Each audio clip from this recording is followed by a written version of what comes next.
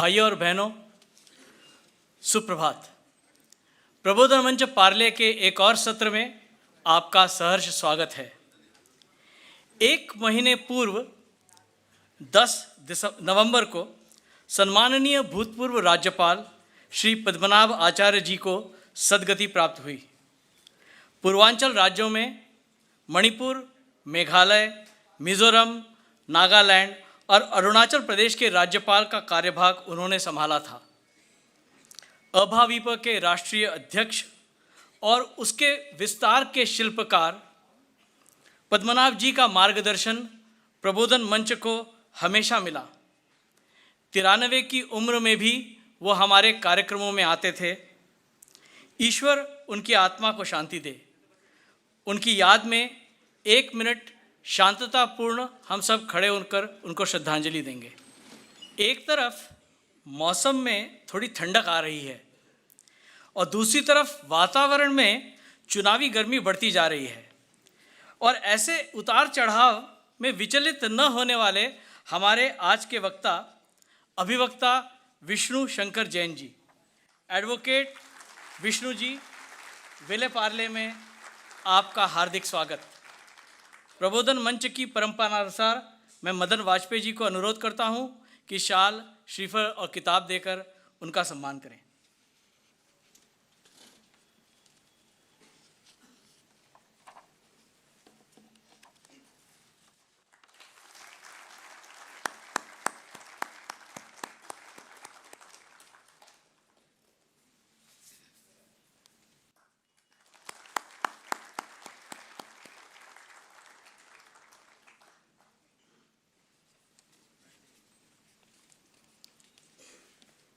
हाल ही में हमारे व्हाट्सएप संदेश भेजने की प्रक्रिया में कुछ अप्रत्याशित बाधाएं हुई।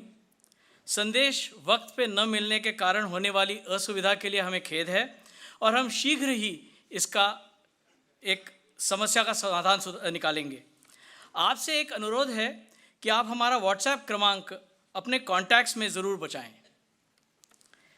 आज जब कानून, न्याय और व्यवस्था के साथ आस्था जूझ रही है, सबकी नज़रें ज्ञानवापी और शाही ईदगाह की घर वापसी पे हैं। क्या यह कृष्ण जन्मभूमि और काशी विश्वनाथ मंदिरों का इतिहास, और क्या है उनसे जुड़ी हुई हमारी संस्कृति और उसका संघर्ष? इस विषय पर हमें जानकारी और मार्गदर्शन हेतु आज हमारे साथ जुड़े हैं एडवोकेट विष्णु शंकर जैन। 6 दिसंबर 92 की महत्वपूर्ण घटना और उसी दिन अपनी माता के देहांत के मात्र 13 दिन पश्चात अभिवक्ता हरिशंकर जैन ने इलाहाबाद उच्च न्यायालय में धर्म युद्ध की शुरुआत करते हुए रामलल्ला के दर्शन की लड़ाई जीती थी। अपने पिता के कदमों पर चलते और उनके साथ कंधे से कंधा लड़ाते हुए एडवोकेट विष्णु शंकर जैन जी आज 110 से अधिक मामलों में 27 से अधिक महत्वपूर्ण ऐतिहासिक और धार्मिक स्थानों पर हिंदुओं को अपना वैध हक दिलाने हेतु लड़ रहे हैं।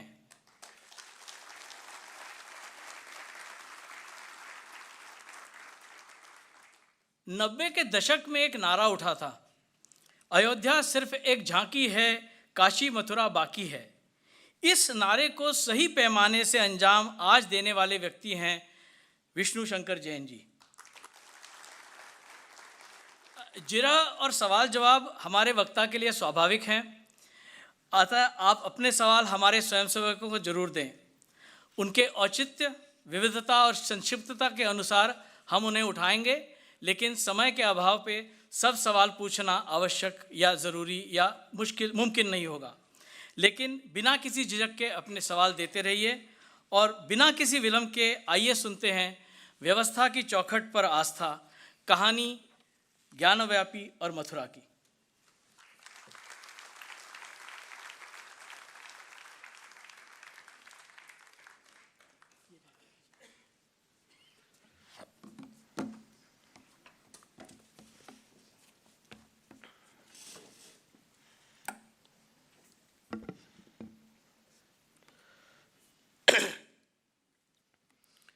धर्म संस्थापना के देवता भगवान श्री कृष्ण के चरणों में मेरा नमन।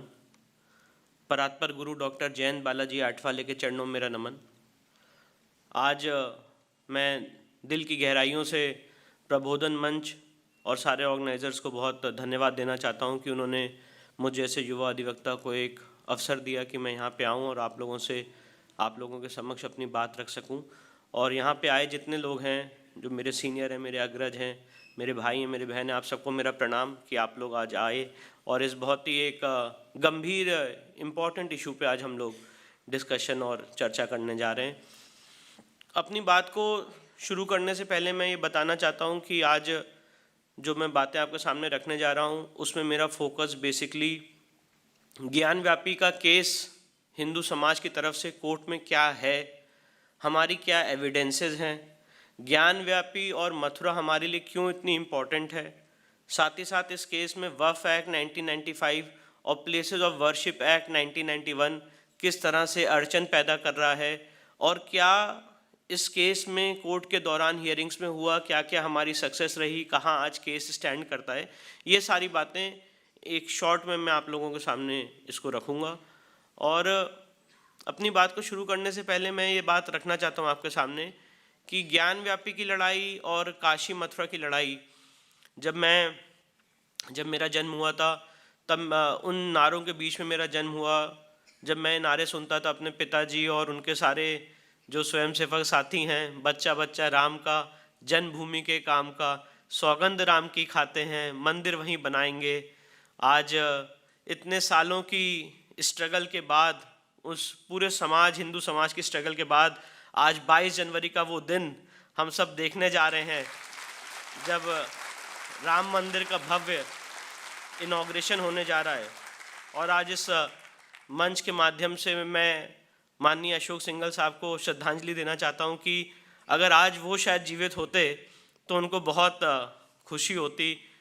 उन्होंने अपना पूरा जीवन ही इस दिन के लिए लगाया था और बहुत सारे ऐसे लोग हैं जिन्होंने राम मंदिर के लिए बलिदान दिया, शहादत दी। और मैं इसको ऐसा मानता हूं कि ये एक सिविलाइजेशनल बैटल है और इस सिविलाइजेशनल बैटल में हमने एक ऐसा उदाहरण दिया है कि पहली बार पूरी वर्ल्ड की हिस्ट्री में ये सिविलाइजेशनल बैटल एक समाज ने अगर जीती है तो वो हिंदू समाज ने जीती है। अगर आप इसको एग्जामिन करेंगे वर्ल्ड पर्सपेक्टिव में तो जेरूसलम में जो 35 एकड़ की भूमि है, वहाँ पे 3 अब्राहमिक रिलीजन्स अपने फेथ के लिए आज भी लड़ रहे हैं। 2000 साल पुराना डिस्प्यूट है, यूनाइटेड नेशंस और सारे बड़े बड़े देश उसमें इन्वॉल्व हो गए पर आज तक उस डिस्प्यूट को सॉल्व नहीं कर पाए। पर ये इंडियन जुडिशरी की ताकत है कि राम मंदिर के केस को एग्जैक्टली 70 साल में, अगर उसको एग्जैक्टली देखा जाए, 1950 में गोपाल सिंह विशारद ने पहला केस फाइल किया था और 69 ईयर्स में 2019 में 9 नवंबर 2019 को राम मंदिर में सुप्रीम कोर्ट ने उसको फैसले को देते हुए आज एक आधारशिला रखी है कि 22 जनवरी को उसका इनॉग्रेशन होने जा रहा है। तो ये इंडियन जुडिशरी का कमाल है कि जो वर्ल्ड में नहीं हो पाया वो इस देश की इंडियन जुडिशरी ने करके दिखाया है। और इसीलिए आज मेरे से सवाल पूछा जाता है कि काशी के केस में आप कोर्ट क्यों गए, मथुरा के केस में आप कोर्ट क्यों गए, जो आम सवाल आते हैं। और इस कोर्ट के लीगल लड़ाई में तो बहुत टाइम लगेगा, बहुत विलंब होगा। राम मंदिर में देखिए 70 साल लग गए। तो मैं उनको यही जवाब देता हूं कि 70 साल राम मंदिर में लगे पर अगर उसकी एक्चुअल डेट देखी जाए तो 1950 में जो मुकदमा फाइल हुआ था, जब लोग जागे और जब जन चेतना जागी तो पहली बार 1989 में राम मंदिर के केस को फैजाबाद की डिस्ट्रिक्ट कोर्ट से इलाहाबाद हाई कोर्ट मंगाया गया और फिर इलाहाबाद हाई कोर्ट ने उसका ओरिजिनल ट्रायल किया। 30 सितंबर 2010 को इलाहाबाद हाई कोर्ट ने उसमें अपना फैसला दिया और उसके बाद 9 नवंबर 2019 को सुप्रीम कोर्ट ने अपना फैसला दिया। तो जो माननीय चंपत राय जी हमेशा कहते हैं और जो माननीय अशोक सिंघल साहब भी हमेशा कहते थे कि राम मंदिर में जो ताले खुलने की जब इंसिडेंट हुआ था तो उन्होंने कहा राम मंदिर में ताले खोलना इंपॉर्टेंट नहीं है, हिंदू समाज के लोगों के दिमाग के ताले खुलना ये इंपॉर्टेंट है। और मुझे लगता है जन भागीदारी, आज मैं अपनी बातें वकील के रूप में कोर्ट में रखता हूँ, मेरा कोई औचित्य नहीं है कि मैं आपके सामने आऊँ और इन सारी बातों पे बात करूँ, पर मैं सिर्फ और सिर्फ आपके बीच इसलिए आया हूँ कि ये आपकी लड़ाई है और मैं आपको अवेयर करा सकूं कि आपका केस क्या है। क्योंकि ये एक रिप्रेजेंटेटिव सूट है जिसमें समाज का हर एक आदमी इन्वॉल्व है, चाहे डायरेक्टली चाहे इनडायरेक्टली, भले ही आप इसमें पार्टी ना हो, राम मंदिर के केस में बहुत से लोग पार्टी नहीं थे, पर राम मंदिर का जो जजमेंट आया है वो हमारे आपके ऊपर, जो हर एक आदमी यहाँ बैठा हुआ है, जो यहाँ नहीं बैठा हुआ है, उन सब पे बाइंडिंग है। क्योंकि लॉ की ये प्रक्रिया है कि जो ऑर्डर 1 रूल 8 का सूट होता है, उस पे जो जजमेंट आता है वो सब पे बाइंडिंग होता है। इसलिए वकील के रूप में मेरा दायित्व है कि मैं आप लोगों के बीच आके आपको ये बताऊं कि आपकी तरफ से केस क्या दाखिल किया गया है, और इसीलिए मैं आपके सामने आया हूं। और अपनी बात को आगे बढ़ाते हुए मैं ये बताना चाहता हूं कि काशी का केस हमारे लिए इतना इंपॉर्टेंट क्यों है। सवाल यह है कि क्यों ज्ञान व्यापी के लिए, जहां पे भगवान ने जन्म, जहां पे स्वयंभू भगवान स्वयं प्रकट हुए आदि विशेश्वर, वहां पे उस स्थान को हम मांग क्यों रहे हैं।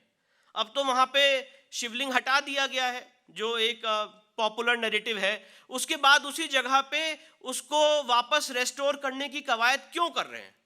तो मैं आपके सामने बात रखना चाहता हूं बहुत ही अथॉरिटेटिव लीगल टेक्स्ट के माध्यम से, कि हमेशा इस्लाम में माना जाता है कि अगर एक जगह, किसी जगह मस्जिद तामील हो जाती है तो वो समय के अंत तक मस्जिद रहती है। Once a mosque always a mosque, once a waqf always a waqf. तो हमने इस पे, हमारी लीगल टीम ने, मेरे पिताजी ने और हम सब लोगों ने इस पे काफ़ी रिसर्च की, और राम मंदिर के केस में भी इसमें माननीय पराशरन साहब ने और पूरी लीगल टीम ने बहुत बहस की। और ये हम सारे लोगों का आज एक अचीवमेंट है। मैं इसको आपके सामने, इस लीगल प्रपोजिशन को रखना चाहता हूं बहुत सरल भाषा में। शाश्वत सनातन प्रिंसिपल है, once a temple always a temple. और ये बात मैं नहीं कह रहा हूं, सुप्रीम कोर्ट ने राम मंदिर के जजमेंट में 2020 1 SCC पेज 1 पैराग्राफ 116 में उन्होंने जहां देवता के अधिकार लिखे हैं, सुप्रीम कोर्ट ने कहा है कि अगर एक जगह किसी देवता की स्थापना हो जाती है तो मूर्ति तोड़ने से देवता का अस्तित्व समाप्त नहीं होता है, समय के अंत तक वो जगह देवता की रहती है। तो भले ही आप आके मेरे शिवलिंग को तोड़ दें, भले ही आके आप कृष्ण जन्मभूमि में जो मूर्तियां हैं उसको तोड़ दें और उस मूर्तियों को कह दें कि आगरा की जहनारा मस्जिद की सीढ़ियों के नीचे दबाई जाएगी, पर देवता का अस्तित्व खत्म नहीं होता है। वहां पे देवता इनविजिबल फॉर्म में, अदृश्य रूप में बराबर विराजमान रहते हैं, और ये हमारा आपका दायित्व बनता है कि हम वहां पे देवता को वापस मूर्ति के रूप में स्थापित करें। और इसीलिए मैं बताना चाहता हूं कि ज्ञान व्यापी का जो पूरा परिसर है, जो 5 कोस का अविमुक्त क्षेत्र है, ये आध्यात्म का केंद्र है। इस 5 कोस के अविमुक्त क्षेत्र को मदर ऑफ सिविलाइजेशन कहा जाता है, क्रेडल ऑफ सिविलाइजेशन कहा जाता है, एनर्जी का केंद्र माना जाता है, और हम सारे सनातनियों की स्पिरिचुअल अवेकनिंग का वो बहुत बड़ा केंद्र है। इसीलिए आज ज्ञान व्यापी की लड़ाई हमारे लिए इंपॉर्टेंट है। और उस 5 कोस के अविमुक्त क्षेत्र के केंद्र में अगर कोई बैठा है तो वो आदि विशेश्वर बैठे हैं। इसलिए उस केंद्र को भले ही आक्रांताओं ने तोड़ दिया हो, पर आज उस केंद्र को वापस स्थापित करना हम सारे लोगों के लिए एक स्पिरिचुअल रीडेवलपमेंट की, स्पिरिचुअल अवेकनिंग की, स्पिरिचुअल रिक्लेमिंग की लड़ाई है, जिसके ओर हम लोग अग्रसर हैं। और अगर इसको, हमेशा हम लोग ये मानते हैं कि अपने टेक्स्ट, आज तक एक ऐसा नैरेटिव चला है कि जो हमारे टेक्स्ट हैं जब हम लोग पढ़ते हैं तो हमें उसकी वैल्यू नहीं होती, पर अगर कोई फॉरेनर या कोई विदेशी उसके बारे में लिखता है तो उसकी बहुत वैल्यू होती है। तो हमने दोनों तरह की रिसर्च की कि हमारे टेक्स्ट क्या हैं ज्ञान व्यापी के बारे में, और इसमें जो फॉरेनर्स आए थे उन्होंने उस पर क्या कहा।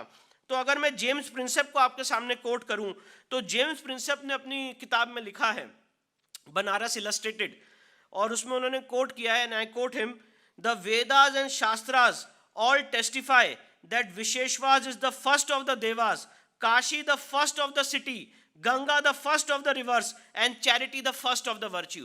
ये जेम्स प्रिंसेप ने अपनी किताब में लिखा है काशी के बारे में। इसके बाद स्कंद पुराण का chapter number 6 page number 58 verse number 71, all other forsaken Avimukta place are procured through Kashi. Nirvana, to get rid from the cycle of death and rebirth, is achieved only after getting Kashi. The benefit of nirvana is not achieved by any other means, even by residing in any other religious place. और अगर आज आप लोग कोई भी ये जो मैंने आपके सामने श्लोक रखा है स्कंद पुराण का chapter number 6 page number 58 verse number 71, आज अगर कोई भी आदमी काशी विजिट करेगा तो आप वहाँ पे बहुत सारे ऐसे जगह पाएंगे जहाँ पे लोग अपने जीवन के अंतिम क्षणों में वहीं पे जाके वास करते हैं, रहते हैं, क्योंकि ऐसी मान्यता है कि काशी महादेव की त्रिशूल पे बैठी है और जो 3 खंड हैं उसमें से हर एक खंड मोक्ष का लाभार्थी है। वो 5 कोस का विमुक्त क्षेत्र मोक्ष प्राप्त करता है, इसलिए लोग वहाँ पे आज भी जाके रहते हैं। और ज्ञान व्यापी इसलिए कहा जाता है, व्यापी मतलब होता है कुआं, वेल, और ज्ञान मतलब नॉलेज, तो वेल ऑफ नॉलेज उसे कहा जाता है। आज भी अगर कोई काशी विश्वनाथ मंदिर के दर्शन करेगा तो जो ज्ञान व्यापी कूप है, अगर आप उसके जल का आचमन करेंगे तो ये माना जाता है कि आपको ऐसी स्पिरिचुअल नॉलेज मिलती है कि जो जीवन मृत्यु का जो पूरा ये साइकिल है, उस पूरे साइकिल को आप समझ पाते हैं। आपकी जो कुंडलियाँ, आपके जो 7 चक्र हैं वो अवेकन हो पाते हैं। और जो मोक्षदायिनी नगरी है उसको काशी कहा जाता है, और उसके जो केंद्र में विराजमान है, जहाँ पे हमारे आदि विश्वेश्वर ने स्वयंभू फॉर्म में शिवलिंग के रूप में प्रकट हुए थे, वो सबसे महत्वपूर्ण जगह है। इसलिए आज उसको रेस्टोर करने के लिए हम ये लड़ाई लड़ रहे हैं। आगे अगर मैं आपके सामने जो मैंने बातें रखी उसको अगर मैं कोट करूं, स्कंद पुराण का chapter number 7 page number 250 verse number 131, Avimukta area is in the circle of 5 kos. At this place there is Vishweshwar Shivling which is Jyotirlinga. तो ये जो 5 कोस के क्षेत्र में स्कंद पुराण में लिखा हुआ है कि यहाँ पे अविमुक्त क्षेत्र है और इसके मध्य में विश्वेश्वर शिवलिंग है जो ज्योतिर्लिंग है। मैं आपको ये भी बताना चाहता हूँ, जस्टिस रामास्वामी ने सुप्रीम कोर्ट के जजमेंट में इसी केस के एक अलाइड मैटर को डील करते हुए लिखा है 1996 7 SCC पेज 360 के पैराग्राफ नंबर 1 में उन्होंने कहा है कि 12 ज्योतिर्लिंग में से 5 ज्योतिर्लिंग स्वयंभू हैं, और उन 5 स्वयंभू ज्योतिर्लिंग में जो सबसे पहला ज्योतिर्लिंग है वो आदि विश्वेश्वर का ज्योतिर्लिंग है जो काशी विश्वनाथ में स्थित है। और उस जजमेंट में काशी विश्वनाथ कितनी बार तोड़ी गई इसका भी उल्लेख है, इसका भी जिक्र है। तो सुप्रीम कोर्ट तक काशी विश्वनाथ को तोड़ने की इतिहास ऑलरेडी दर्ज है, ऑलरेडी रिकॉर्डेड है। इसके बाद जो सबसे इंपॉर्टेंट बात है, काशी रहस्य का chapter number 2 page number 23 verse number 107, Lord Vishnu told saints that in the beginning of establishing universe, the lingam was established for the benefit of all in 3 loks. We remember Shambhu, and he came out in the form of lingam. Our heart went and from our heart and went on lingering up to 5 course. ये महत्व है स्कंद पुराण में, काशी रहस्य में काशी का। और इसी तरह से अगर इसको मैंने अपने सारे सूट में जो हम लोगों ने केसेस फाइल किए हैं इन सारे श्लोकों को कोट किया है। समय की कमी की वजह से मैं उसमें ज़्यादा अब डिटेल में नहीं जाना चाहता हूं, पर जितने हमारे सूट्स हैं मैं आप लोगों के सामने आप लोगों के साथ शेयर करूंगा, आप लोग भी इसको पढ़ें। इसमें काशी की क्या इंपॉर्टेंस है, पुराणों के हिसाब से, वेदों के हिसाब से, वो सारे relevant shlokas para number wise, श्लोक वाइज हमने इसको संस्कृत का ट्रांसलेशन, उसका हिंदी ट्रांसलेशन और उसका इंग्लिश ट्रांसलेशन अपने सूट में दर्ज किया है। इसके बाद अगर सबसे इम्पॉर्टेंट बात क्या है कि काशी विश्वनाथ मंदिर को जब वहाँ पे इतना इम्पॉर्टेंट हमारे धार्मिक क्षेत्र का केंद्र था तो उसको तोड़ा गया, और तोड़ने के पीछे मानसिकता क्या थी। सन 712 में मोहम्मद बिन कासिम का पहला आक्रमण हुआ इस देश में। उसके बाद बहुत सारे आक्रांता आए, उन्होंने मंदिर तोड़े, सोमनाथ मंदिर तोड़े, हजारों मंदिर तोड़े। और जब मैं अपने बाबूजी के साथ इस केस में रिसर्च कर रहा था तो हमने ये पाया इतिहास की डिटेल रिसर्च करने के बाद कि मंदिर तोड़ने के पीछे नीयत क्या थी, मंदिर तोड़ने के पीछे कारण क्या था। क्योंकि हमारे यहाँ जो मंदिर थे वो हमारी आपकी सामाजिक समरसता का, हमारी आपकी एकता का केंद्र थे। अगर जैसे किसी युद्ध में कहा जाता है कि अगर राजा को मार दिया जाए तो वो सेना जो है वो डिमोरलाइज हो जाती है, अपने आप ही हार ही मानी जाती है, तो हम सारे लोग अपने मंदिर को अपना केंद्र मानते थे। जिसे कहा जाता है कंप्यूटर का जो मदरबोर्ड होता है, वैसा एक रोल मंदिर हमारे लिए प्ले करता था। अगर आप साउथ इंडिया में जाएंगे तो आज भी जो इम्पोर्टेंट टेम्पल्स हैं वहाँ पे स्पिरिचुअल ट्रेनिंग दी जाती है, एजुकेशन दी जाती है, प्रसाद और सारी चीज़ें, स्पिरिचुअल लर्निंग, कल्चरल सेंटर का एक केंद्र होता है। उसी तरह से जितने इंपॉर्टेंट टेम्पल्स थे हमारे लिए कल्चरल सेंटर का केंद्र थे, और इसीलिए जितने आक्रांता थे, जिसे जे साई दीपक भी अपनी किताब में लिखते हैं, एक मानसिकता थी कल्चरल कॉलोनियलिटी की, कि हमें इस देश को अगर जीतना है तो यहाँ के मदरबोर्ड को, यहाँ के सिस्टम को समाप्त करना है। और उस कल्चरल कॉलोनियलिटी की मानसिकता के माध्यम से ये सारे मंदिर तोड़े गए। और मैं आपके सामने, आप लोगों ने बहुत बार सुना होगा कि काशी विश्वनाथ का मंदिर तोड़ा गया, पर मैं आपको ये बताना चाहता हूँ कि काशी विश्वनाथ का मंदिर तोड़ा भी गया और वो तोड़ने का फरमान भी डॉक्यूमेंटेड है। वो फरमान एग्जैक्टली क्या कहता है, मैं वो आपके सामने पढ़ के सुनाना चाहता हूँ। 18 अप्रैल 1669 का फरमान है और इस फरमान को आप लोग बहुत इजीली अवेलेबल है। ये HM इलियट और जॉन डॉसन ने अपनी किताब हिस्ट्री ऑफ इंडिया में इस फरमान का उल्लेख किया है। और ये फरमान आज भी, इसका original version Asiatic library Calcutta में मौजूद है। काशी और मथुरा दोनों के केसेस में तोड़ने का ओरिजिनल फरमान आज भी मौजूद है और उसके ट्रांसलेशन वेरियस हिस्टोरियंस ने सर्टिफाइड कॉपी लेके पर्शियन से उसे इंग्लिश में और अलग अलग भाषाओं में ट्रांसलेट किया है। ये फरमान क्या कहता है? 18 April 1669, it reached the ear of His Majesty, the protector of the faith, that the province of Tata, Multan and Banaras, but especially in the latter, foolish Brahmins were in the habit of expounding frivolous books in their schools, and that the students and learners, Muslims as well as Hindus, went there even from long distances, led by a desire to become acquainted with the wicked sciences they taught. The director of the faith consequently issued orders to all the governors of the province, or to all the governors of provinces, to infidels, and they were strictly enjoined to put an entire stop to the teaching and practice of idolaters' forms of worship. On 15th Rabiul Akhir, it was reported to his religious majesty, the leader of Unitarians, that in obedience to the order, the government officer has destroyed the temple of Vishwanath at Banaras. तो उनको ये report किया गया, उन्होंने आदेश दिया था कि आप मंदिर को डिमोलिश करिए और एक पर्टिकुलर डेट पे बादशाह सलामत औरंगजेब को ये बताया गया कि विश्वनाथ की मंदिर को ढा दिया गया है। अब आज ये जो लीगल लड़ाई हमने शुरू की है, ये लीगल लड़ाई का मेन मकसद यही है कि भले ही आप हमारे मंदिर को तोड़ दो, ध्वस्त कर दो, छिन भिन कर दो, नष्ट कर दो, उस पर पार्शली घुस के नमाज पढ़ लो, पर ये सनातन समाज हजारों साल बाद भी वापस उठेगा और ये बोलेगा कि इसी जगह पे हमारे देवता विराजमान थे, और उसको लीगल माध्यम से रेस्टोर करने का काम करेगा और फिर से ये मैसेज देगा कि तलवार की ताकत से बड़ी कलम की ताकत होती है, pen is mightier than the sword. और इसी लीगल लड़ाई को लेकर आज हम आगे बढ़ रहे हैं। ज्ञान व्यापी के केस में इन सारी हिस्टोरिकल रिसर्च के बाद, इसके बाद मैं आपको ये भी बताना चाहता हूँ, फरमान तोड़ने के बाद ऐसा नहीं है कि हिंदू समाज के लोग चुप बैठे रहे।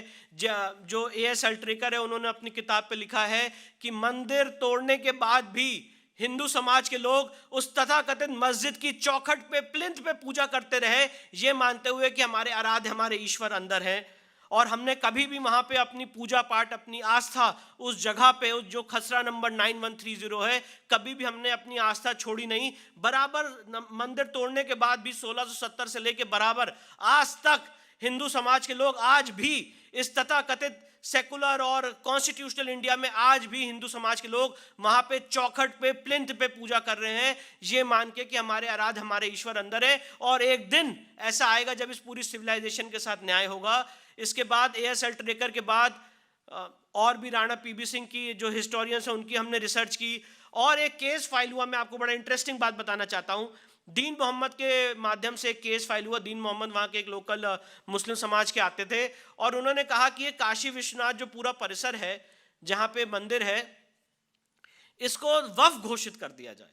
ये पूरी जो जगह है ये वक्फ संपत्ति है। तो दीन मोहम्मद के केस में 12 हिंदुओं ने गवाहियां दी। ब्रिटिश उस दीन मोहम्मद के केस में मैं बताना चाहता हूं कि जैसे मैंने आपको बताया कि राम मंदिर का केस ऑर्डर 1 रूल 8 का केस है कि उसमें अगर आप पार्टी नहीं है तब भी उसका जो जजमेंट है वो हम सब पे बाइंडिंग है। दीन मोहम्मद का केस ऑर्डर 1 रूल 8 का केस नहीं था। वो सिर्फ दीन मोहम्मद ने अपनी पर्सनल कैपेसिटी में फाइल किया था। ब्रिटिश सरकार ने उसमें ब्रिटिश सरकार पार्टी थी और उस समय ब्रिटिश सरकार ने 12 हिंदुओं को विटनेस बॉक्स में खड़ा किया।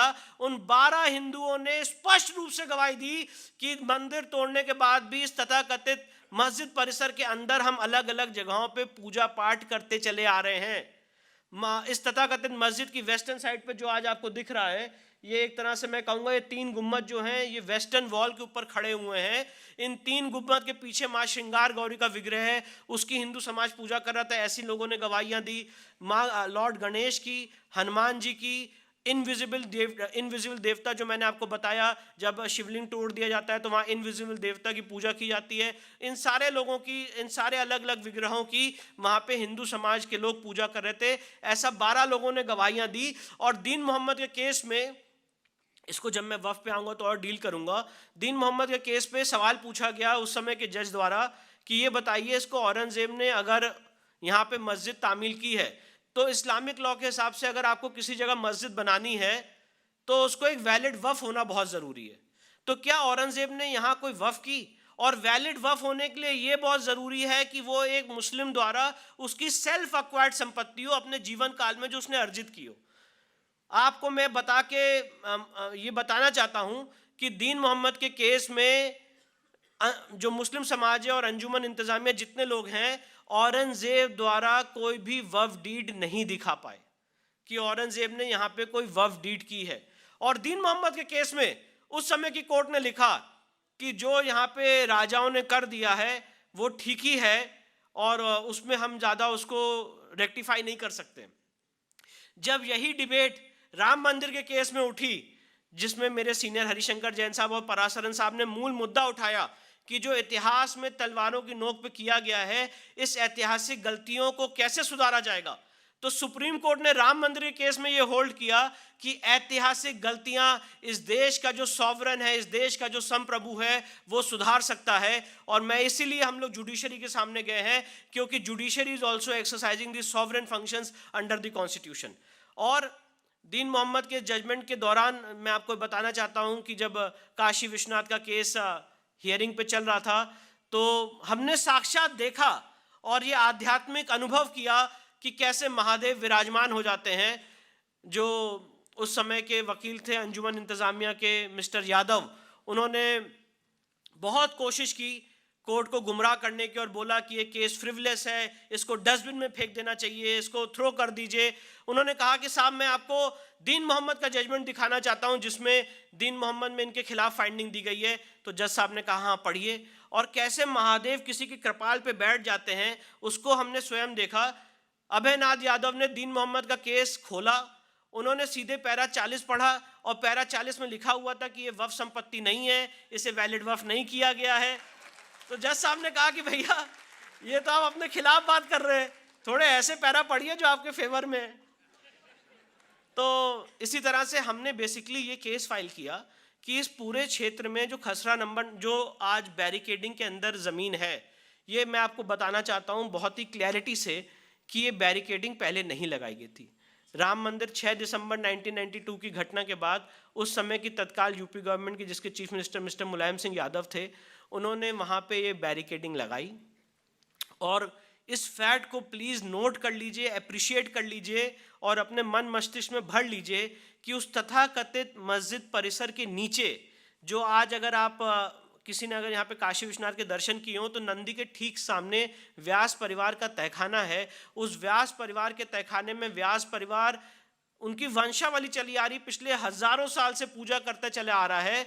उस व्यास परिवार के लोगों को प्लेसेस ऑफ वर्शिप एक्ट के सेक्शन 3 का मर्डर करते हुए, सारे लॉ का वायलेशन करते हुए उनको उस तथाकथित मस्जिद परिसर के ग्राउंड फ्लोर से उनको डिस्पोजेस कर दिया गया और बैरिकेडिंग लगा दी गई। जो लोग कब्जे में थे, हम उस तथा जो आज कह रहे हैं कि ये मस्जिद है, हम यहाँ पे नमाज पढ़ते चले आ रहे हैं। मैं आपके सामने कहना चाहता हूँ एज अ लॉयर कि मैंने तो आपके सामने बहुत सारे डॉक्यूमेंट्स दिखाए और बहुत सारे तर्कों पे और फैक्ट पे डिस्कस करूंगा। अगर कोई अंजुमन इंतजामिया से पूछ ले कि भैया आपके पास क्या डॉक्यूमेंट है ये बताने के लिए कि ये आपकी वैलिड मस्जिद है, सिवाय ये कहने के कि इस जगह आप नमाज पढ़ते चले आ रहे हैं पिछले 300-400 सालों से, इसके अलावा they have no document. It's a case of no document, no evidence on behalf of Anjuman Intezamia, सिवाय इतने कहने के कि हम यहाँ पे नमाज पढ़ते चले आ रहे हैं। इसके बाद ये हमने केस फाइल किया कि भाई व्यास परिवार के तहखाने में हमारी पूजा हो रही थी माँ श्रृंगार गौरी की। आज भी इस तथाकथित मस्जिद की वेस्टर्न साइड पे, इसकी पश्चिम दीवार पे माँ श्रृंगार गौरी का विग्रह है। आप जान के हैरान हो जाएंगे कि हमने एक ऐसे समाज की, एक ऐसे संविधान की संरचना की है कि आज भी हमारे आपके बीच में इस मॉडर्न संवैधानिक इंडिया में हिंदू समाज के लोग इस तथाकथित मस्जिद की वेस्टर्न साइड पे, प्लिंथ पे, चौखट पे आज भी पूजा कर रहे हैं, और वो भी साल में एक बार पूजा करने की परमिशन दी गई है। वैसंतिक नवरात्र की चतुर्थी पे मां श्रृंगार गौरी की आज भी पूजा होती है, पर रोज पूजा नहीं होती है। सिर्फ वैसंतिक नवरात्र की चतुर्थी पे चौखट पे बैरिकेडिंग के बाहर मां श्रृंगार गौरी की पूजा होती है, और हिंदू समाज के लोग आज भी जुटते हैं, भारी मात्रा में जुटते हैं उस पूजा को करने के लिए। पहले वो पूजा रोज होती थी। तो बेसिकली मैं आपके सामने बताना चाहता हूं कि हमारा केस ये है कि ये हमने 7 केसेस फाइल किए काशी के केस में, जिसमें इस पूरे परिसर को मांगा है कि इसका स्वामित्व आदि विश्वेश्वर के पास है। इस तथाकथित मस्जिद के अलग एरिया पे हिंदू समाज के लोग पूजा करते आ रहे हैं, मां श्रृंगार गौरी के, गणेश जी के, हनुमान जी के, प्रत्यक्ष अप्रत्यक्ष देवता के। और अगर आपने आज ज्ञान व्यापी का परिसर देखा हो तो जब आप गेट नंबर 4 से अंदर घुसते हैं तो जैसे ही आप लेफ्ट लेते हैं आप वहाँ पे देखेंगे कि हनुमान जी की प्रतिमा वहाँ पे है, और कुछ शिवलिंग के विग्रह वहाँ पे हैं, और देवी देवताओं की वहाँ पे स्थापना की गई है, पीपल का पेड़ है। ये सारी चीज़ें पहले बैरिकेडिंग के अंदर हुआ करती थी। ये मुलायम सिंह गवर्नमेंट ने इन सारी चीज़ों को बैरिकेडिंग के बाहर रख दिया, और इसीलिए जब नया कॉरिडोर बना तो उसको एक प्रॉपर स्थान दिया गया। फिर जब हमने केस फाइल किया तो केस में हमने सबसे पहले एक सिविल लॉयर ये करता है कि वो कहता है कि इसकी एडवोकेट कमिश्नर के माध्यम से इसकी जांच हो जाए। यहाँ पे वस्तु स्थिति क्या है, जो हम बातें कह रहे हैं, जो मैं आपके सामने बातें कह रहा हूँ, इसकी वस्तु स्थिति क्या है, इसका फैक्चुअल एस्पेक्ट क्या है। तो हमने ऑर्डर 26 रूल 9 में, जो सीपीसी 1908 के तहत एक व्यवस्था है कि क्योंकि कोर्ट या जज साहब तो हर जगह मौके पे नहीं जा सकते हैं, तो सीपीसी में व्यवस्था की गई है कि एडवोकेट कमिश्नर नियुक्त किए जाते हैं। और इसीलिए हमने ये मांग की कि यहाँ पे ज्ञान व्यापी के केस को समझने के लिए बहुत ज़रूरी है कि एडवोकेट कमिश्नर नियुक्त किया जाए। और जो आदमी सिविल लॉ में प्रैक्टिस करता है और जिसने भी सिविल सूट अपने जीवन में देखा हुआ है, एक बहुत ही नॉर्मल सा प्रोसीजर है एडवोकेट कमिश्नर नियुक्त होना। जब एडवोकेट कमिश्नर नियुक्त होने का ऑर्डर किया honourable mister justice Ravi Kumar Diwakar साहब ने हमारी एप्लीकेशन पे, तो उसके बाद हमने कहा कि इसमें वीडियोग्राफी और फोटोग्राफी भी करा ली जाए, क्योंकि जब एडवोकेट कमिश्नर जाएगा तो कोई ये ना कहे कि उसने ऐसा काम किया जो गलत है या सही है। तो वीडियोग्राफी फोटोग्राफी का भी ऑर्डर हुआ। उसके बाद अंजुमन इंतजामिया ने कहा कि नहीं, वहाँ पे अंदर कुछ जगह ऐसे हैं तहखाने जिसमें ताले लगे हुए हैं, तो जज साहब ने कहा ताला तोड़ के एडवोकेट कमीशन किया जाए। और इन सारे ऑर्डर को अंजुमन इंतजामिया ने, मैं आपको जितनी बातें बता रहा हूँ ऑन रिकॉर्ड बातें बता रहा हूँ, कोई बात यहाँ पे अगेंस्ट द रिकॉर्ड नहीं है या कोई भी बात यहाँ पे भाषण नहीं है। इन सारे ऑर्डर्स को अंजुमन इंतजामिया ने इलाहाबाद हाईकोर्ट में चुनौती दी, और इलाहाबाद हाईकोर्ट में कहा यह एडवोकेट कमीशन नहीं होना चाहिए।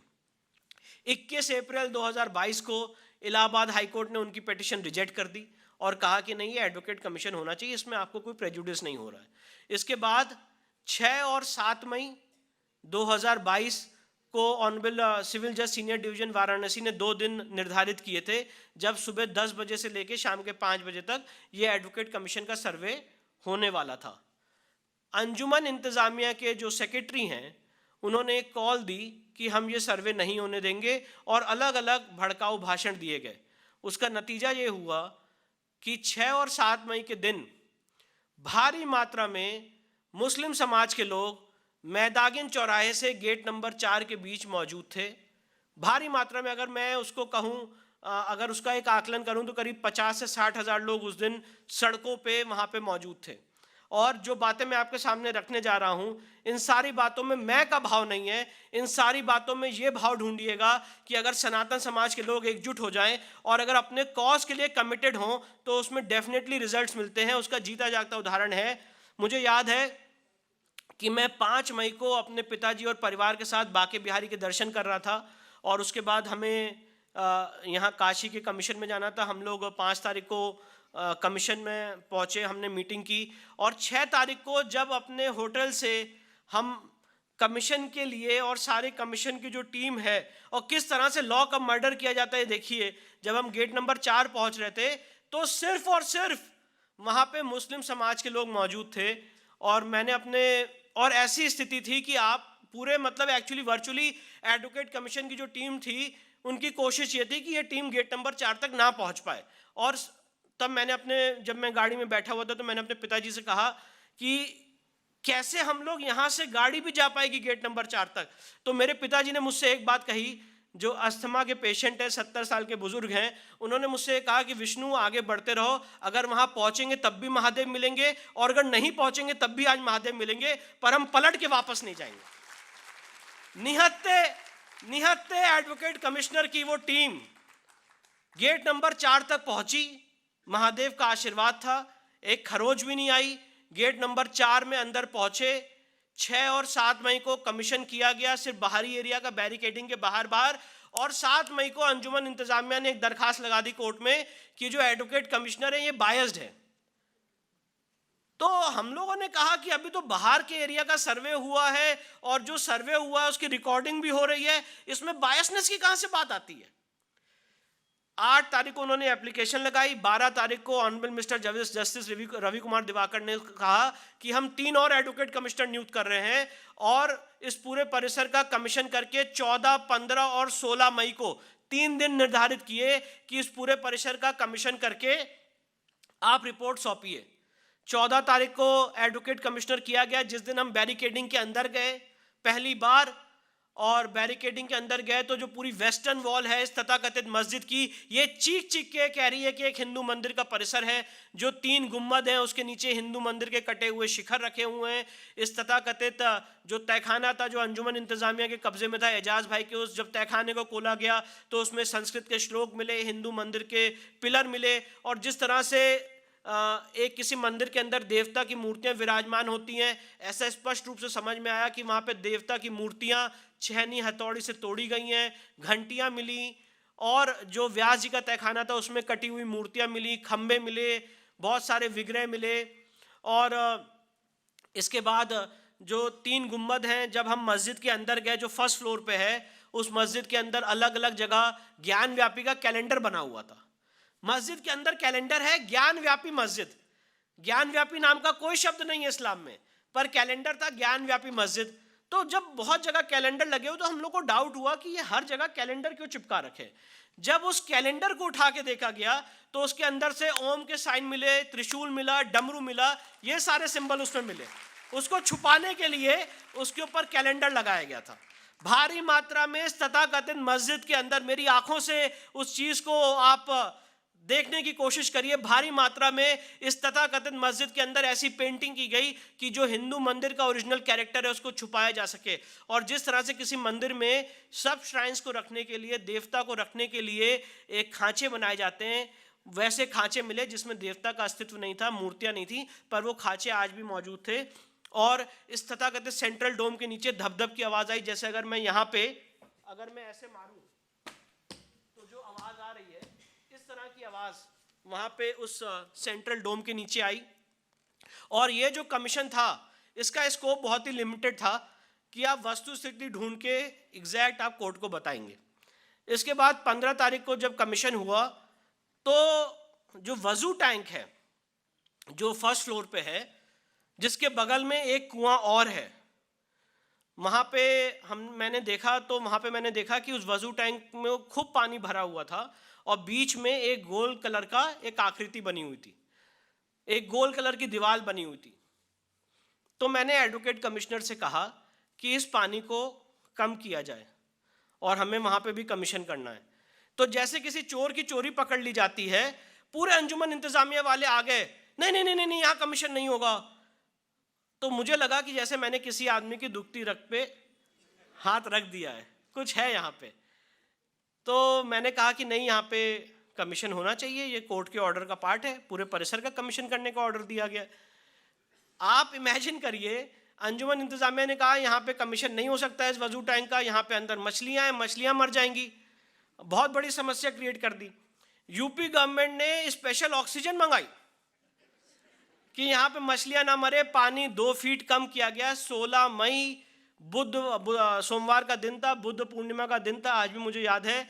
16 मई के दिन वहाँ पे वजू टैंक का पानी कम किया गया, जो 3 फीट का पानी था उसको 2 फीट कम किया गया, मछलियाँ ना मरे, इसके लिए यूपी गवर्नमेंट ने ऑक्सीजन लगाई। सुबह 8 बजे से 10 बजे तक कमीशन होना था, और जब वो कमीशन हुआ, यकीन मानिए 370 साल बाद अपने ईश्वर, अपने आराध्य को देख के इस वजू टैंक के बीचों बीच जब हम सीढ़ी लगा के पहुँचे, हम और हमारी लीगल टीम जब हमने अपने आराध्य को देखा कि जिसके ऊपर वजू किया जा रहा था, हम और हमारी लीगल टीम कुछ समय के लिए भूल गए कि हम लोग वकील हैं और चीख उठे, चिल्ला उठे, नमः पार्वती पते हर हर महादेव। और उसी क्षण ये निर्णय कर लिया कि आज आखिरी दिन है जब हमारे ईश्वर पे, हमारे आराध्य पे वजू हुआ है। आज के बाद हम ये वजू नहीं होने देंगे। जो काशी विश्वनाथ ट्रस्ट है, और अभूतपूर्व काम हुआ है सनातनियों द्वारा। जो काशी विश्वनाथ ट्रस्ट है, उन्होंने अंजुमन इंतजामिया के हर दिन प्रसाद वितरण हो रहा था, हर एक दिन कमीशन के, तो जो जब कमीशन होता था तो सारे लोग वहाँ पे रूम में बैठ के प्रसाद ग्रहण करते थे। उस दिन भी ऐसे ही हुआ। काशी विश्वनाथ ट्रस्ट ने अंजुमन इंतजामिया के लोगों के लिए प्रसाद की व्यवस्था की, उन लोगों ने प्रसाद ग्रहण किया। मैं कोर्ट पहुंचा और कोर्ट में मैंने कहा कि वहाँ पे शिवलिंग मिल चुका है, जो बहुत ही इंपॉर्टेंट केस प्रॉपर्टी है, और ऑर्डर 39 रूल 3 के तहत इस शिवलिंग के एरिया को सील किया जाए, और अगर वो नमाज पढ़ने आएंगे 11:30 बजे शिवलिंग को डिमोलिश कर देंगे, तोड़ देंगे, और 11:30 बजे ऑनरेबल सिविल जज सीनियर डिवीजन रवि कुमार दिवाकर साहब ने उस एरिया को सील कर दिया। और आज भी वहाँ पे वजू अब नहीं हो पा रहा है, वो वजू बंद है। इंडिया की लीगल हिस्ट्री में पहली बार ऐसा हुआ कि किसी सिविल जज सीनियर डिवीजन के ऑर्डर को, हम सबको पता है कि अगर उसको चैलेंज करना होता है तो आपको डिस्ट्रिक्ट कोर्ट जाना होता है, फिर आपको हाई कोर्ट जाना होता है, फिर आपको सुप्रीम कोर्ट जाना होता है, पर कानून उनके लिए अलग है। और पहली बार एक सिविल जज सीनियर डिवीजन के ऑर्डर को सीधे सुप्रीम कोर्ट में चुनौती दी गई, और जब सुप्रीम कोर्ट मामला आया तो सुप्रीम कोर्ट में आपने जो 2014 में करिश्मा किया है, आपने जो 2019 में करिश्मा किया, उस करिश्मे का कारण है सुप्रीम कोर्ट में केंद्र सरकार ने कहा कि अगर इस शिवलिंग को आपने टच भी कर लिया तो लॉ एंड ऑर्डर प्रॉब्लम हो जाएगी पूरे देश में। और सुप्रीम कोर्ट ने पहली बार सिविल जज सीनियर डिवीजन के ऑर्डर को अपने ऑर्डर में सब्स्यूम किया और कहा कि ये सीलिंग का ऑर्डर इंटैक्ट रहेगा, जब तक ये केस डिसाइड नहीं हो जाता है ये सीलिंग का ऑर्डर इंटैक्ट रहेगा। इसके बाद अंजुमन इंतजामिया ने एक एप्लीकेशन, और मतलब आप देखिए कि जिसे कह सकते हैं हमारे फेथ, हमारे आस्था, एक पक्ष ये कह रहा है कि ये शिवलिंग है, दूसरा पक्ष ये कह रहा है फाउंटेन है। उसके बाद भी अंजुमन इंतजामिया ने सुप्रीम कोर्ट में एप्लीकेशन लगाई फिर से कि हमारा यहाँ पे रमज़ान चल रही है और हमें यहीं पे वज़ू करने की परमिशन दी जाए, और हमारा वहाँ पे 2 टॉयलेट्स बने हुए थे वज़ू टैंक के बगल में, हमारा टॉयलेट जाना भी बंद हो गया, तो वहीं पे टॉयलेट की व्यवस्था की जाए। Can you imagine? मैं आपको लिटरली जो लीगल रिकॉर्ड है वो आपके सामने बता रहा हूँ, इट्स नथिंग जो मेरा वर्जन है। इस एप्लीकेशन का हमने विरोध किया और हमने कहा कि वो हमारा मंदिर परिसर है, आप वहाँ पे अंदर वज़ू या टॉयलेट नहीं कर सकते। इसके बाद काफ़ी डिस्कशन और डिबेट के बाद आज यूपी गवर्नमेंट ने उसमें काफ़ी सहयोग दिया और आज टॉयलेट और वज़ू अंदर नहीं हो पा रहा है। इसके बाद हमने तुरंत कोर्ट में एप्लीकेशन लगाई कि इस पूरे परिसर का आर्कियोलॉजिकल सर्वे ऑफ इंडिया द्वारा सर्वेक्षण किया जाना बहुत ही ज़रूरी है। जैसे कि मैंने आपको बताया कि काफ़ी साउंड्स आ रही हैं, काफ़ी ऐसी स्टडीज़ हैं, इस पूरे वेस्टर्न वॉल की डिटेल्ड स्टडी होनी है, वहाँ पे ऐसी बहुत जगह है जहाँ पे मूर्तियाँ हैं और थोड़ा काफ़ी मात्रा में अलग अलग जगह तहखाने में मिट्टियाँ भरी हुई हैं, उन सबको हटाने की ज़रूरत है, और इसलिए यहाँ पे आर्कियोलॉजिकल सर्वे ऑफ इंडिया द्वारा सर्वेक्षण होना बहुत ज़रूरी है। और जो मैं आपको बात बताने जा रहा हूँ, इन सारी बातों में मैं ये आपको बताना चाहता हूँ कि किस तरह से दिव्यता काम करती है, किस तरह से महादेव का आशीर्वाद प्रदान होता है। ये केस उसका जीता जागता उदाहरण है। आर्कियोलॉजिकल सर्वे ऑफ इंडिया की डिमांड जो 1991 से पेंडिंग थी, पिछले 30 साल 40 साल से आज तक डिसाइड नहीं हो पाई। जब हमने इस डिमांड को रेज किया तो 15 दिन के अंदर 3 कोर्ट से आर्कियोलॉजिकल सर्वे ऑफ इंडिया का ऑर्डर हम जीते, और उसके बाद वहाँ पे आर्कियोलॉजिकल सर्वे ऑफ इंडिया ने अपना काम शुरू किया। अगर मैं आपको चेन ऑफ इवेंट्स बताऊं तो आप जान के हैरान हो जाएंगे। हमने 16 मई 2023 को एएसआई की एप्लीकेशन फाइल की और हमने कहा कि इस परिसर का आर्कियोलॉजिकल सर्वे ऑफ इंडिया द्वारा सर्वेक्षण होना चाहिए। और मैं ये भी बताना चाहता हूँ अपनी बात को रखते समय कि जो एएसआई का सर्वे हो रहा है, इसमें जो शिवलिंग का एरिया है जो सील्ड है, वो एरिया भी एक्सक्लूड किया गया। उसकी हमने दोबारा अलग से मांग की हुई है। जो मामला सुप्रीम कोर्ट में इस समय विचाराधीन है, उस पर मैं आऊँगा। तो शिवलिंग वाले एरिया जो वजू टैंक में शिवलिंग मिला है, उस एरिया को एक्सक्लूड करके हमने कहा बाकी परिसर का इसका सर्वे करा लेना चाहिए। तो हमने जब ये मांग रखी 16 मई को, तो कोर्ट ने उनसे जवाब तलब किया और उसके बाद ट्रायल कोर्ट बंद हो गई वेकेशंस के लिए, गर्मी की वेकेशंस के लिए। इसके बाद जुलाई में इसकी दोबारा हियरिंग शुरू हुई। 14 जुलाई को ऑनरेबल डिस्ट्रिक्ट कोर्ट वाराणसी ने दोनों पक्षों को सुनने के बाद अपना फैसला रिजर्व रखा और 21 जुलाई को डिस्ट्रिक्ट कोर्ट वाराणसी ने ऐतिहासिक फैसला देते हुए कहा कि इस पूरे एरिया का, शिवलिंग वाले एरिया को छोड़ के इसका एएसआई द्वारा सर्वेक्षण होना चाहिए, इसकी डेटिंग की जानी चाहिए। ग्राउंड पेनिट्रेटिंग रेडार के माध्यम से, जो एक मशीन होती है जिसको 2 लोग उसको खींचते हैं और वो रेस फेंकती है रेडार के माध्यम से 10 फीट नीचे तक, पता लगता है कि इसके नीचे कोई स्ट्रक्चर है कि नहीं है। ग्राउंड पेनिट्रेटिंग रेडार के माध्यम से जितनी मॉडर्न टेक्निक्स हैं उसको माध्यम से, टोपोग्राफी के माध्यम से, अलग अलग टेक्निक्स के माध्यम से, एपिग्राफी के माध्यम से इन सारी चीज़ों की रिसर्च और इसकी एक्सरसाइज करनी चाहिए। 21 जुलाई को डिस्ट्रिक्ट कोर्ट ने ये ऑर्डर दिया शाम को करीब 3 बजे, और आप जान के हैरान हो जाएंगे कि बनारस से इलाहाबाद की दूरी है 100 किलोमीटर और बनारस से नई दिल्ली की दूरी है 800 किलोमीटर। फिर अंजुमन इंतजामिया ने वही काम किया। 21 जुलाई के ऑर्डर के खिलाफ 24 जुलाई को वो सीधे सुप्रीम कोर्ट पहुंच गए, जो उनको जाना चाहिए था इलाहाबाद हाई कोर्ट, जो 100 किलोमीटर दूर है। और सुप्रीम कोर्ट में तर्क क्या दिया कि हम इलाहाबाद हाई कोर्ट नहीं जा पाए, टाइम की कमी की वजह से हम सीधे सुप्रीम कोर्ट आ गए। अरे भाई, बनारस से इलाहाबाद 100 किलोमीटर है, आप वहां नहीं जा पाए और आप सीधे सुप्रीम कोर्ट आ गए, और सुप्रीम कोर्ट में आपने कोई पिटीशन भी नहीं फाइल की। ओरल मेंशनिंग के आधार पे कि साहब बहुत बड़ा हमारे साथ इनजस्टिस होने जा रहा है, और वहां पे क्या कहते हैं, आर्कियोलॉजिकल सर्वे ऑफ इंडिया सर्वेक्षण शुरू कर रही है। मैं ये भी बात आपको बताना चाहता हूं, जब 21 जुलाई को ऑर्डर फाइल हुआ, 23 तारीख को आर्कियोलॉजिकल सर्वे ऑफ इंडिया की 42 मेंबर्स की टीम बनारस पहुंच गई, स्पेशल मीटिंग बुलाई गई और सारे लोगों को बता दिया कि 24 जुलाई से सुबह 7 बजे एएसआई का काम शुरू हो जाएगा। और जब सुप्रीम कोर्ट 24 जुलाई को हियरिंग कर रही थी, एएसआई का काम वहां पे ऑलरेडी शुरू हो चुका था। इसके बाद सुप्रीम कोर्ट ने कहा कि आप सुप्रीम कोर्ट डायरेक्टली नहीं आ सकते हैं, आप ये सारी बातें इलाहाबाद हाई कोर्ट में रखिए। तो उन्होंने कहा एएसआई का सर्वे तब तक स्टे कर दीजिए जब तक हम हाई कोर्ट नहीं जा पाते हैं। तो सुप्रीम कोर्ट ने एएसआई का सर्वे स्टे किया और उनको कहा कि 26 जुलाई को शाम के 5 बजे तक आप इलाहाबाद हाई कोर्ट में अपनी याचिका फाइल करिए। इलाहाबाद हाई कोर्ट में उन्होंने अपनी याचिका फाइल की 25 जुलाई को शाम के 4 बजे, और जब शाम के 4 बजे उन्होंने चीफ जस्टिस के सामने मेंशन किया तो चीफ जस्टिस ने कहा, ऑनरेबल मिस्टर जस्टिस पीतांकर दिवाकर ने, उन्होंने कहा कि भाई इस समय तो सारे जजेस उठ के चले गए, तो इस केस को अगर मैं ही सुन लूँ तो कोई दिक्कत तो नहीं? नहीं, उन्होंने कहा नहीं कोई दिक्कत नहीं, इसको सुनिए आप। तो उन्होंने उसी समय उसकी सुनवाई शुरू की। तो 25 तारीख को उसकी सुनवाई हुई, 26 तारीख को सुनवाई हुई, 27 तारीख को उसकी सुनवाई हुई बराबर, और जो एएसआई का ऑर्डर था वो स्टे रहा। तो जब स्टे मिलता था तो अंजुमन इंतजामिया वाले बहुत खुश होते थे, आते थे, कहते थे हाँ स्टे है, एएसआई का ऑर्डर स्टे है। 27 तारीख को ऑनरेबल कोर्ट ने इसमें अपना जजमेंट रिजर्व किया और 3 अगस्त को सुबह 10 बजे इलाहाबाद हाई कोर्ट ने कहा कि नहीं, यहाँ पे एएसआई का सर्वे बहुत ज़रूरी है और एएसआई का सर्वे होना चाहिए। 3 अगस्त को सुबह 10 बजे इलाहाबाद हाई कोर्ट ने जजमेंट दिया कि एएसआई का सर्वे होना चाहिए। दोपहर को 2 बजे अंजुमन इंतजामिया सुप्रीम कोर्ट पहुंच चुका था, और आपका जो भाई यहाँ पे आपके सामने खड़ा है, 2 बजे नहीं 1:30 बजे मैं भी सुप्रीम कोर्ट पहुंच चुका था, क्योंकि मुझे पता था कि ये सुप्रीम कोर्ट आएंगे।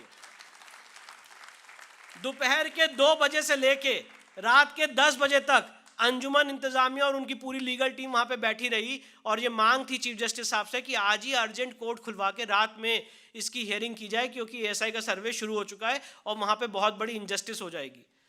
बहरहाल उस दिन उसकी हियरिंग नहीं हुई, और 4 अगस्त को सुप्रीम कोर्ट में इस मामले की हियरिंग की गई, और 4 अगस्त को सुप्रीम कोर्ट ने भी कहा कि नहीं, यहाँ पे एएसआई का सर्वे होना चाहिए। तो मैं आपको ये बताना चाहता हूँ, 21 जुलाई से लेकर 4 अगस्त के बीच 3 कोर्ट में हम जीते और फाइनल जीते कि यहाँ पे एएसआई का सर्वे होना चाहिए।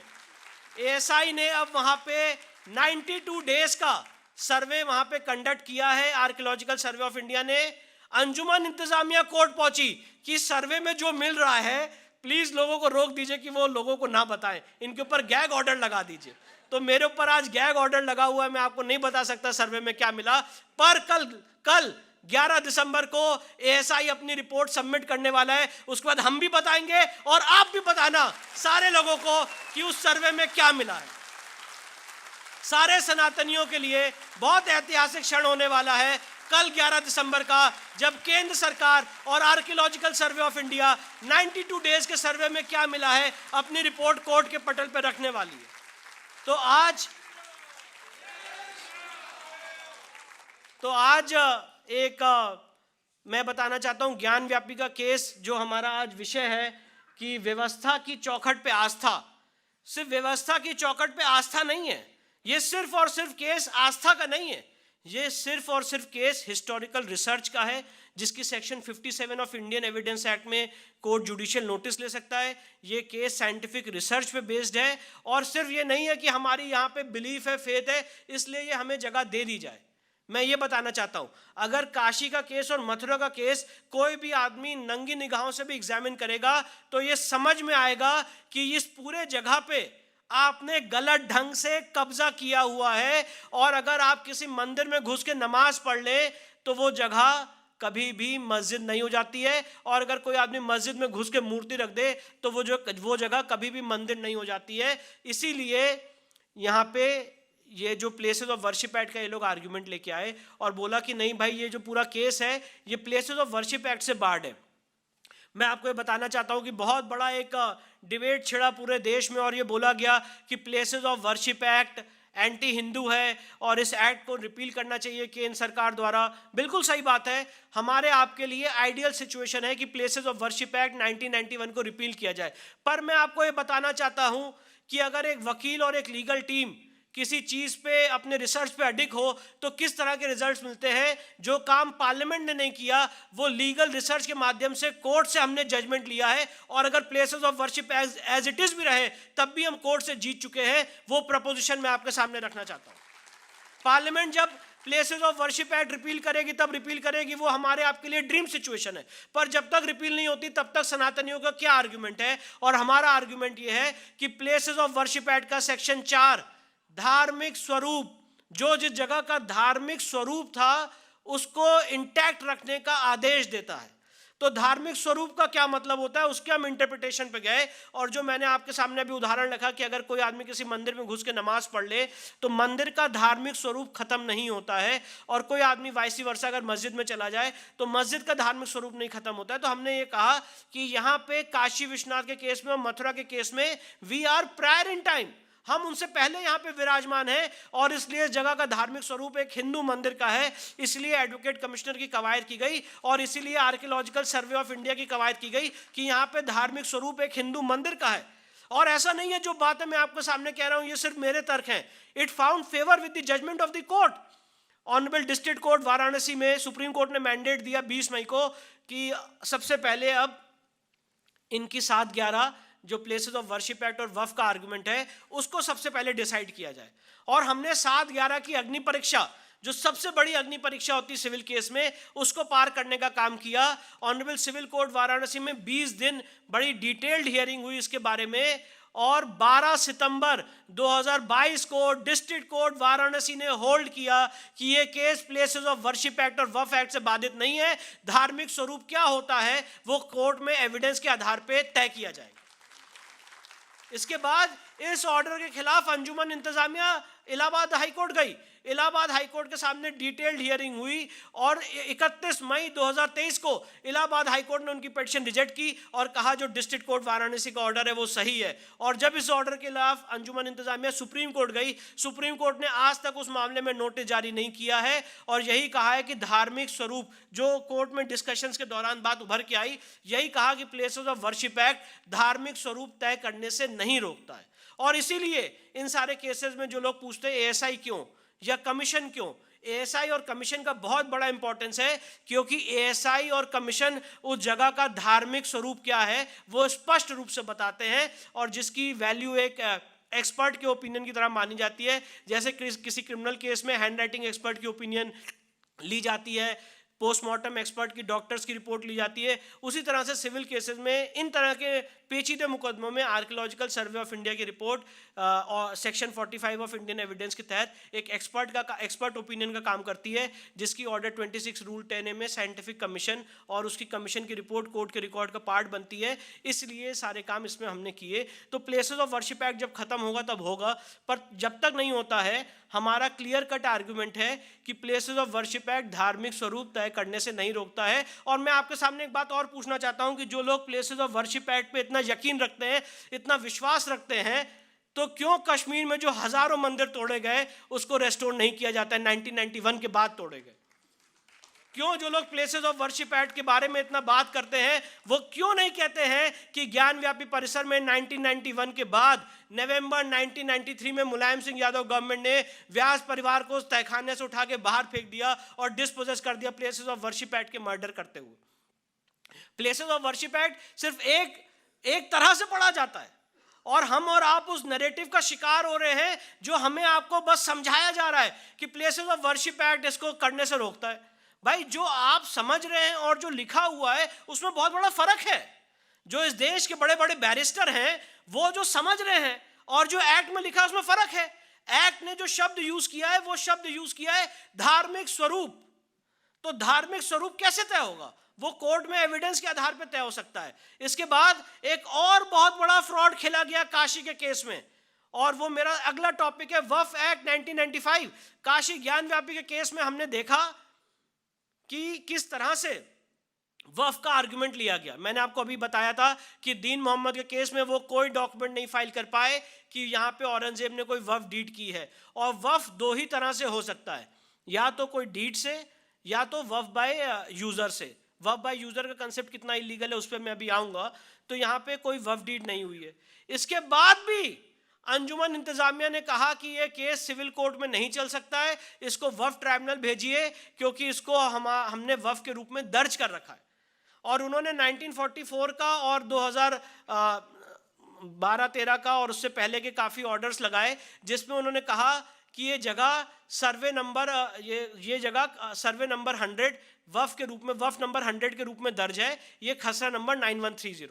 मैं आप मेरी आज बातों के माध्यम से उस डॉक्यूमेंट को ज़रा इमेजिन करने की कोशिश करिएगा। वो जो उन्होंने डॉक्यूमेंट फाइल किया ये बताने के लिए कि ये वफ संपत्ति है और इस पूरे केस को सेक्शन 85 की वजह से वफ ट्राइब्यूनल भेजना चाहिए।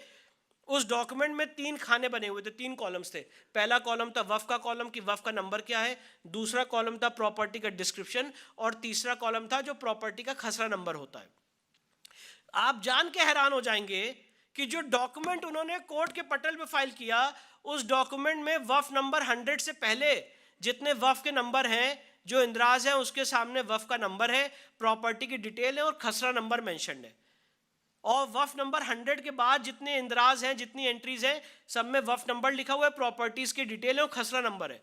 जो वो वफ नंबर 100 की एंट्री क्लेम कर रहे हैं उस 100 की एंट्री के सामने इस तथाकथित खसरा नंबर का कोई जिक्र ही नहीं है। मतलब ज्ञान व्यापी का जो खसरा नंबर है वो है खसरा नंबर 9130 और आप कह रहे हो कि उसको वफ के रूप में दर्ज किया, वफ नंबर 100 के रूप में। वफ नंबर 100 के सामने कोई खसरा नंबर मेंशन्ड ही नहीं है और उसमें जो डिस्क्रिप्शन है प्रॉपर्टी का वो लिखा है आलमगीर मस्जिद, जो बिंदु माधव मंदिर को जो वहां से 4 किलोमीटर दूर है, बिंदु माधव मंदिर घाट पे स्थित है, उस मंदिर को तोड़ के जो मस्जिद तामील की गई वो आलमगीर मस्जिद उसे कहते हैं। तो आप उसकी एंट्री यहाँ पे पढ़ने लगे ये बताने के लिए कि ये केस वफ ट्राइब्यूनल भेज दिया जाए।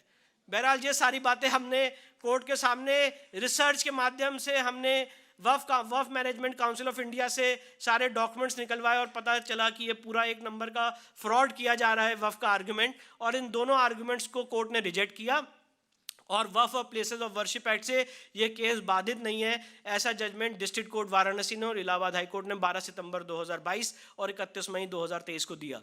इसके बाद मैं बताना चाहता हूँ कि इसी तरह से बहुत शॉर्ट में मैं आपके सामने कृष्ण जन्मभूमि का केस भी रखना चाहता हूं कि कृष्ण जन्मभूमि का केस हमारे लिए क्या है और क्या महत्व रखता है। और उसके लिए एक बहुत ही छोटी सी हिस्ट्री जो मैं आपके सामने रखूंगा, पर कुछ बहुत इंपॉर्टेंट श्लोक है जो हमने बहुत सारे, जैसे काशी के केस में स्पिरिचुअल रिसर्च की है उसी तरह से कृष्ण जन्मभूमि के केस में भी हमारी स्पिरिचुअल रिसर्च है। और 2 बहुत इंपॉर्टेंट श्लोक हैं जो मैं आपके सामने रखना चाहता हूँ। ये श्लोक हैं श्रीमद् भगवत पुराण स्कंद और इसका अध्याय है, एक मिनट जस्ट मिनट, इसका अध्याय है 23वां अध्याय है श्रीमद् भगवत पुराण का स्कंद अध्याय नंबर 23वां और इसका श्लोक नंबर है ये 23 और चैप्टर नंबर है 13। इसमें क्या लिखा है? भगवती ने कहा, हे देवताओं, वहाँ मथुरा में जब वासुदेव के पुत्र के रूप में श्री हरि अपने अंश से अवतरित होंगे तब मैं गोकुल में यशोदा के गर्भ से उत्पन्न होकर देवताओं का सब कार्य संपादित करूंगी विष्णु का जो अवतार कारागार में होगा, इस बात को थोड़ा इम्पोर्टेंस दीजिएगा। विष्णु का जो अवतार कारागार में होगा, उससे मैं गोकुल में वासुदेव जी के माध्यम से मंगवा लूँगी। शेषनाग भी मेरे द्वारा देवकी के गर्भ से हटाकर रोहिणी के गर्भ में स्थानांतरित कर दिए जाएंगे। अतः भगवत साक्षात हरे नारायण से ही वासुदेव वेशमणि। इसके बाद जो नेक्स्ट श्लोक है जो बहुत इंपॉर्टेंट है, ये गर्ग संहिता का गोलोक खंड का अध्याय नंबर 3 है, श्लोक नंबर 36 है। मथुरा में कंस के रंग भवन में उपस्थित लोग कहने लगे, देखो यह दोनों बलराम और कृष्ण साक्षात भगवान हरिनारायण के ही अंश हैं जो वासुदेव जी के घर में अवतरित हुए हैं। उपयुक्त प्रमाणों में अंशेन शब्दों का तात्पर्य कुछ लोग ऐसे लगाते हैं कि भगवान श्री कृष्ण अंशावतार नहीं हैं, अपितु अंशेन बलेन स अति अंश बलराम के साथ आए हैं, ऐसा समझना चाहिए। इस मत में समर्थन में निम्न प्रमाण देते हैं। और उसके बाद गर्ग संहिता में कि भगवान श्री कृष्ण मथुरा में उन्होंने अवतार लिया, ऐसे भगवान विष्णु ने कृष्ण के माध्यम से मथुरा में अवतार लिया, ऐसे बहुत सारे प्रमाण श्रीमद् भगवत पुराण में और साथ ही साथ गर्ग संहिता में मिलते हैं, जिसकी हमने रिसर्च अपने केस में फाइल की है। अब श्री कृष्ण जन्मभूमि का केस क्या है, अगर इसको बहुत सरल भाषा में आपके सामने समझाऊं तो आप जितने लोग यहाँ पे आज बैठे हुए हैं, आप लोग ने ये देखा होगा कि आप जो एक जनरल पर्सपेक्टिव है, जो एक जनरल बात है कि अगर आप लोग किसी ज़मीन के लैंड ओनर्स हैं तो आपके पास सेल डीड होगी, सबके पास ही होगी, जो लोग फ्लैट ओनर्स हैं या लैंड ओनर्स हैं। और जब आपके पास सेल डीड होगी तो आप वहाँ पे रह रहे होंगे। श्री कृष्ण जन्मभूमि केस में उल्टा हुआ है, यहाँ पे सेल डीड हमारे पास है और कब्जे में वो बैठे हुए हैं। एग्जैक्टली जो मैं आपके सामने बात रख रहा हूँ, ये इस केस का लीगल रिकॉर्ड है और इसकी लीगल हिस्ट्री ऐसे है कि 1618 में इसको राजा बीर सिंह बुंदेला ने 33 लाख रुपए की कॉस्ट से बनवाया था उस समय। उससे पहले भी इस मंदिर को आक्रांताओं ने बहुत बार तोड़ा, पर लास्टली इसको राजा बीर सिंह बुंदेला ने 1618 में बनवाया था। जैसे कि मैंने आपको काशी के केस में फरमान पढ़ के सुनाया, इसी तरह से श्री कृष्ण जन्मभूमि के केस में 1670 में औरंगजेब ने वहाँ पर फरमान दिया और कहा कि जाओ जहाँ पर जितनी मूर्तियाँ हैं उसको तोड़ दो, और उसके आदेश के अनुपालन में जितनी कृष्ण जन्मभूमि में मूर्तियां थी बड़ी और छोटी, उसको तोड़ दिया गया और आगरा की जहनारा मस्जिद की सीढ़ियों के नीचे दबा दिया गया कि जब वो नमाज पढ़ने जाएं तो उसको कुचलते हुए जाएं। 1770 में वहाँ पे मराठा आए, बैटल ऑफ गोवर्धन हुआ और बैटल ऑफ गोवर्धन में मराठाओं ने उस एरिया को जीता और उस एरिया को अपने कब्जे में रखा। 1803 में ईस्ट इंडिया कंपनी ने उस एरिया को अपने कब्जे में लिया, ईस्ट इंडिया कंपनी वहाँ की मालिक बन गई और 1815 में उस जगह का एक ऑक्शन हुआ, नीलामी हुई। ये जो पूरा एरिया है श्री कृष्ण जन्मभूमि का, ये 13.37 एकड़ ऑफ ज़मीन है, जिसमें 11 एकड़ में हिंदू समाज के लोग और श्री कृष्ण जन्मभूमि ट्रस्ट विराजमान है और करीब 2 एकड़ ऑड में इस समय शाही ईदगाह मस्जिद ने गलत ढंग से कब्जा किया हुआ है। पर वो जो 2 एकड़ है वो बहुत इंपॉर्टेंट एरिया है 13.37 एकड़ का। वो कैसे है वो मैं आपको बताऊँगा। इसके बाद 1815 में राजा पट्नीमल ने जगह का ऑक्शन किया। राजा पट्नीमल ने ब्रिटिश सरकार से इस 13.37 एकड़ को ऑक्शन में खरीदा और वो राजा पट्नीमल के वारिसों ने, पंडित मदन मोहन मालवीय की बहुत बड़ी इच्छा थी कि वहाँ पे भव्य मंदिर का निर्माण हो। उन्होंने राजा पट्नीमल के जो वारिस हैं उन्होंने ये सारी संपत्ति पंडित मदन मोहन मालवीय को दे दी। पंडित मदन मोहन मालवीय के आदेश के अनुपालन में श्री कृष्ण जन्मभूमि ट्रस्ट का निर्माण किया गया और श्री कृष्ण जन्मभूमि की ट्रस्ट डीड ही यही है जो 1950 में लिखी गई।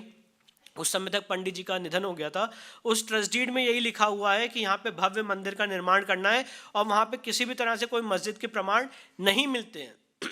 इसके बाद 1958 में एक फर्जी संस्था बनाई गई जिसका नाम था श्री कृष्ण जन्मभूमि सेवा संघ। श्री कृष्ण जन्म, अब देखिए कैसे फ्रॉड होता है हम लोगों के साथ। श्री कृष्ण जन्मभूमि सेवा संघ ने 1964 में एक मुकदमा फाइल किया और ये कहा कि भाई ये जो मंदिर की संपत्ति है इसमें कुछ जगह पे शाही ईदगाह मस्जिद ने कब्जा कर लिया है।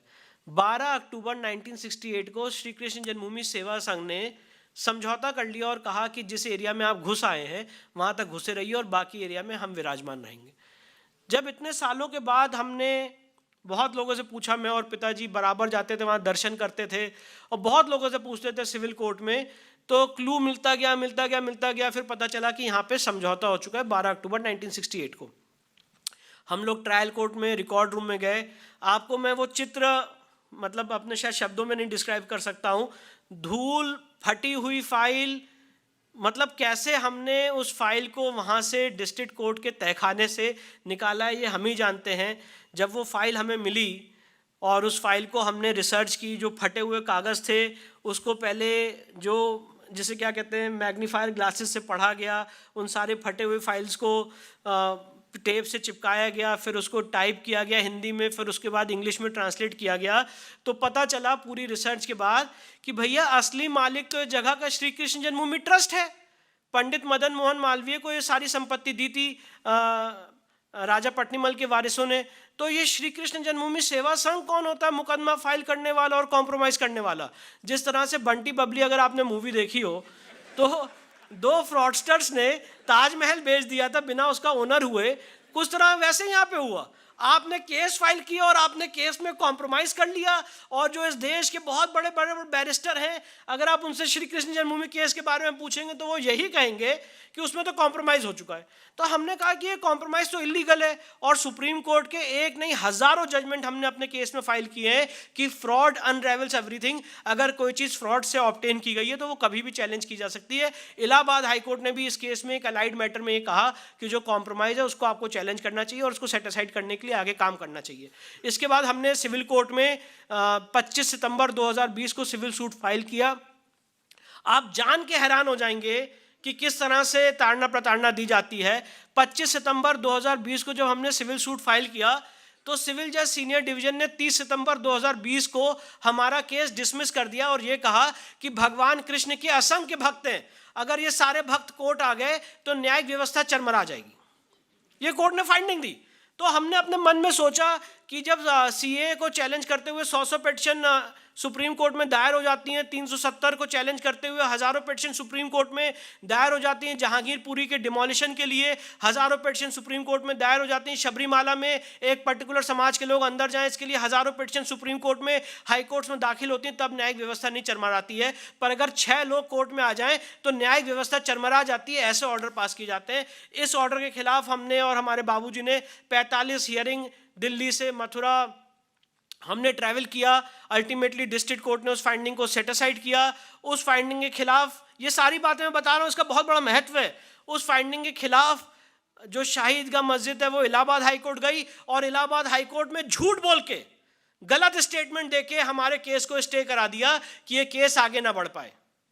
इसके बाद हम बहुत बार इलाहाबाद हाईकोर्ट दौड़े और इलाहाबाद हाईकोर्ट से अल्टीमेटली 1 मई को हम जीते और इलाहाबाद हाईकोर्ट ने कहा कि नहीं, ये केस चलने लायक योग्य है। इसके बाद हमने सबसे पहला ये काम किया, सीपीसी की सेक्शन 24 की पावर को एक्सरसाइज करते हुए हमने कहा कि जिस तरह से राम मंदिर का ओरिजिनल ट्रायल इलाहाबाद हाईकोर्ट ने 1989 में किया था, अगर इस देश में कोई राष्ट्र अध्यक्ष आते हैं तो उनको सबसे पहले गीता भेंट की जाती है। और जो वासुदेव कृष्ण जिन्होंने गीता का ज्ञान दिया, आज उनकी जन्मभूमि की जो लड़ाई है वो एक नेशनल इंपॉर्टेंस का मुद्दा है, सेंसिटिव इशू है, इसलिए इसका ओरिजिनल ट्रायल इलाहाबाद हाईकोर्ट में करना चाहिए। इलाहाबाद हाईकोर्ट ने हमारी मांग को मानते हुए 26 मई 2023 को यह केस अपने पास मंगा लिया और कहा इसका ओरिजिनल ट्रायल हम करेंगे।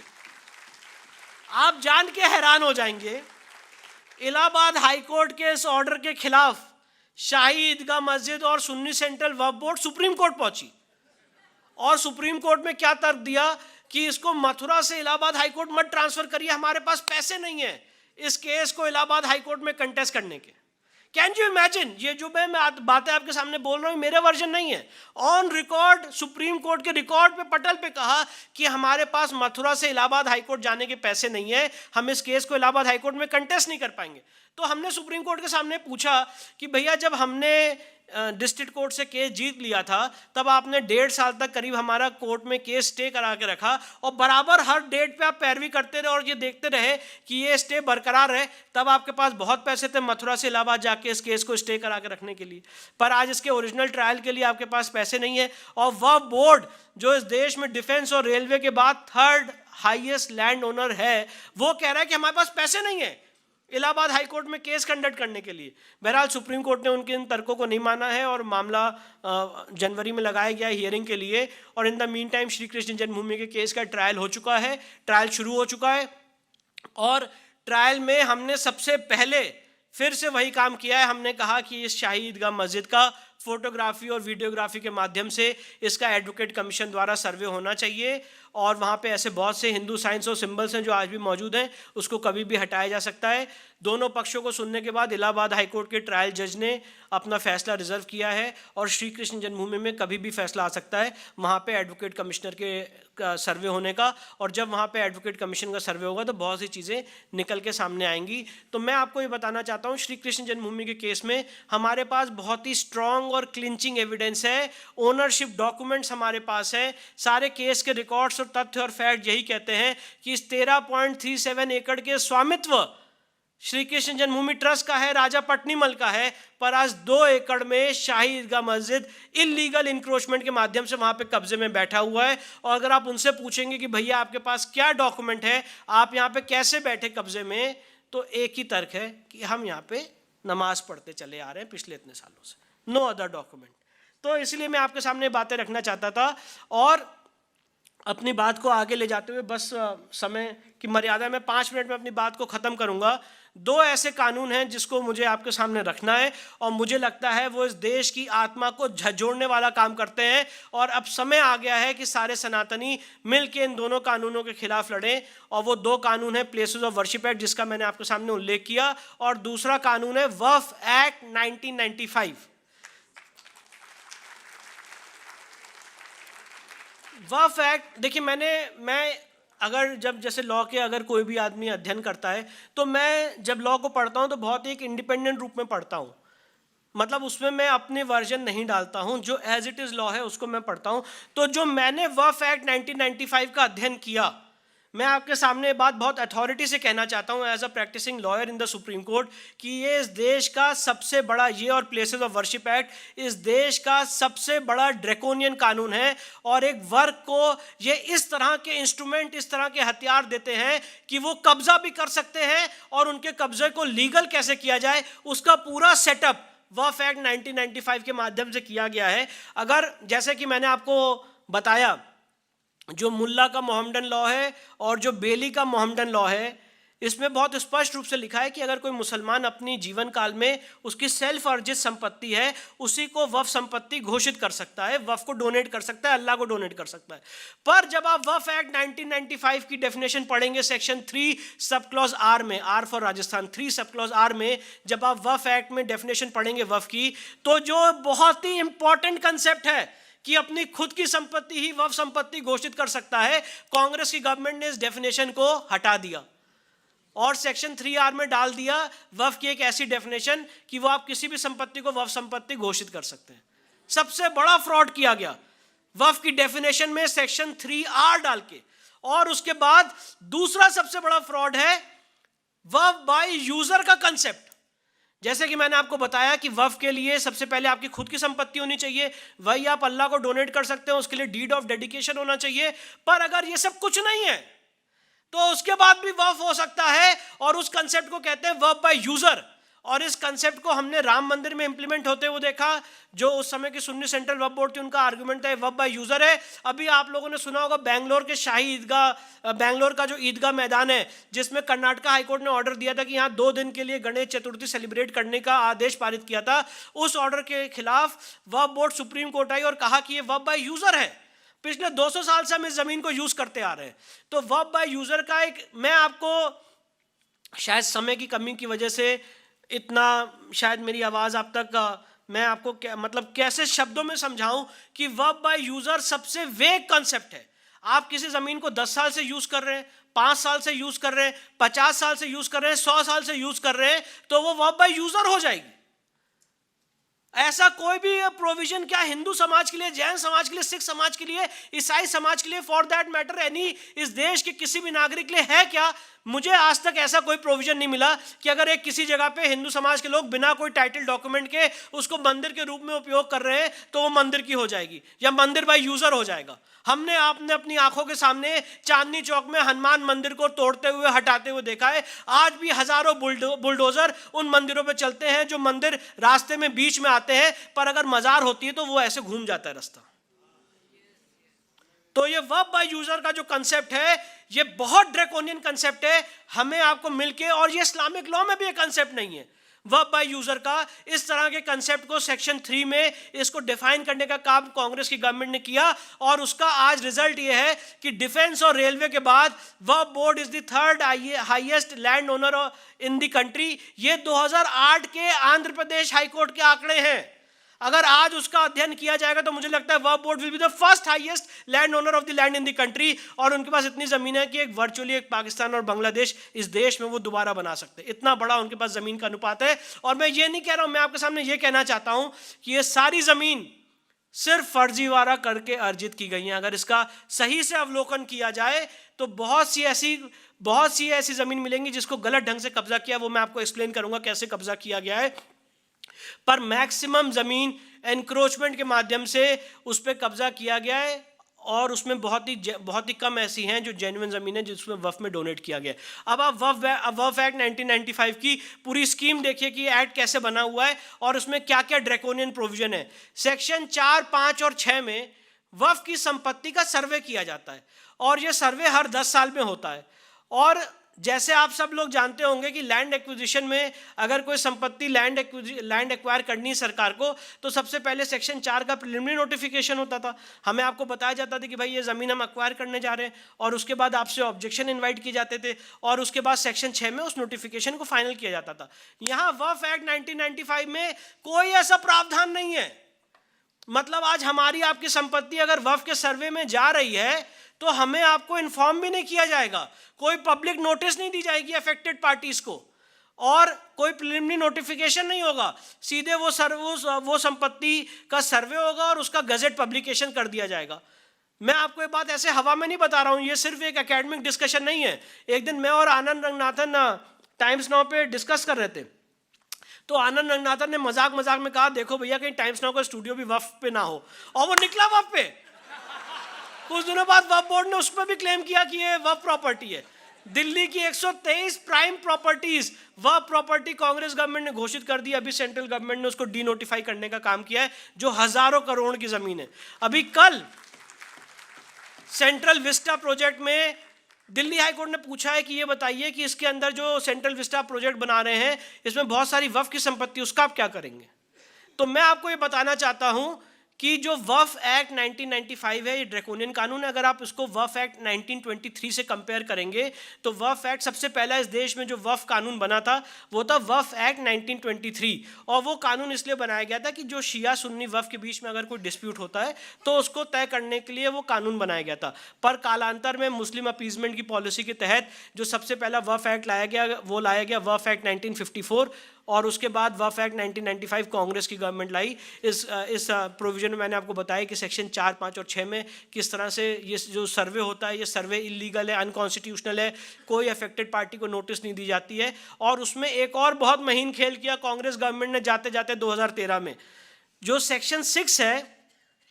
आप देखिए कि किस तरह से खेल किया जाता है, और हमें आपको उसको क्लैरिटी नहीं रहती, और मेरा काम है कि इसको आपको सरल भाषा में समझाऊं। सेक्शन 6 में शब्द यूज किया गया पर्सन इंटरेस्टेड, जो 1995 में अमेंडमेंट से पहले था। तो उसको सुप्रीम कोर्ट ने इंटरप्रेट किया और ये कहा कि भाई इसमें नॉन मुस्लिम नहीं आते हैं। पर्सन इंटरेस्टेड के शब्द में ये जो आप सेक्शन 4, 5 और 6 में सर्वे कर रहे हैं ये मुस्लिम्स पे अप्लाई होता है। अगर आप किसी हिंदू की संपत्ति को इस सर्वे में अपने अधीन ले लेते हैं तो ये आपके ऊपर, ये उस हिंदू पे अप्लाई नहीं होता है, और he is not bound to go to the waqf tribunal. मतलब मैं आपको ये बताना चाहता हूँ जो सेक्शन 4, 5 और 6 में सर्वे होता है, उस सर्वे में अगर आपकी संपत्ति वक्फ संपत्ति हो गई तो आपको उसको 1 साल के अंदर वक्फ ट्राइब्यूनल में चैलेंज करना है, और अगर आप वक्फ ट्राइब्यूनल उसको 1 साल के अंदर चैलेंज नहीं कर पाए तो वो सर्वे का जो गेजेट नोटिफिकेशन है वो हमेशा के लिए फाइनल हो जाता है। तो इस तरह का ड्रैकोनियन कानून है। तो सुप्रीम कोर्ट ने उसको इंटरप्रेट किया और कहा कि भाई ये जो आप सर्वे करते हैं ये हिंदू समाज के ऊपर लागू नहीं है। इसके लिए 2 सुप्रीम कोर्ट के जजमेंट आए, 3 जज बेंच जजमेंट है सुप्रीम कोर्ट का, 1979 का जजमेंट है, और 2010 का सुप्रीम कोर्ट का जजमेंट है रमेश गोविंदराम के केस में, जिसने सुप्रीम कोर्ट में कहा कि भाई, जिसमें सुप्रीम कोर्ट ने होल्ड किया कि ये जो सर्वे की जो पूरी प्रक्रिया है ये नॉन मुस्लिम्स पे अप्लाई नहीं होती है। कांग्रेस गवर्नमेंट ने 2013 में सेक्शन 6 में अमेंडमेंट करके जो वर्ड था पर्सन इंटरेस्टेड, जिसको सुप्रीम कोर्ट ने इंटरप्रेट किया था हमारे पक्ष में, उसमें अमेंडमेंट करके कह दिया पर्सन एग्रीव्ड। यस, आप अगर उसको पढ़ेंगे तो सेक्शन 6 में पर्सन इंटरेस्टेड की जगह अब आ गया पर्सन एग्रीव्ड, और अब वो कहते हैं कि इसमें नॉन मुस्लिम्स भी आते हैं, हिंदू समाज के लोग भी आते हैं। सुप्रीम कोर्ट ने 2019 के जजमेंट में कह दिया है कि इसमें नॉन मुस्लिम्स भी आते हैं, और हिंदू समाज के अगर व्यक्ति की प्रॉपर्टी पे सर्वे में आ गई तो you are bound to go to the waqf tribunal, that too within 1 year. Can you imagine?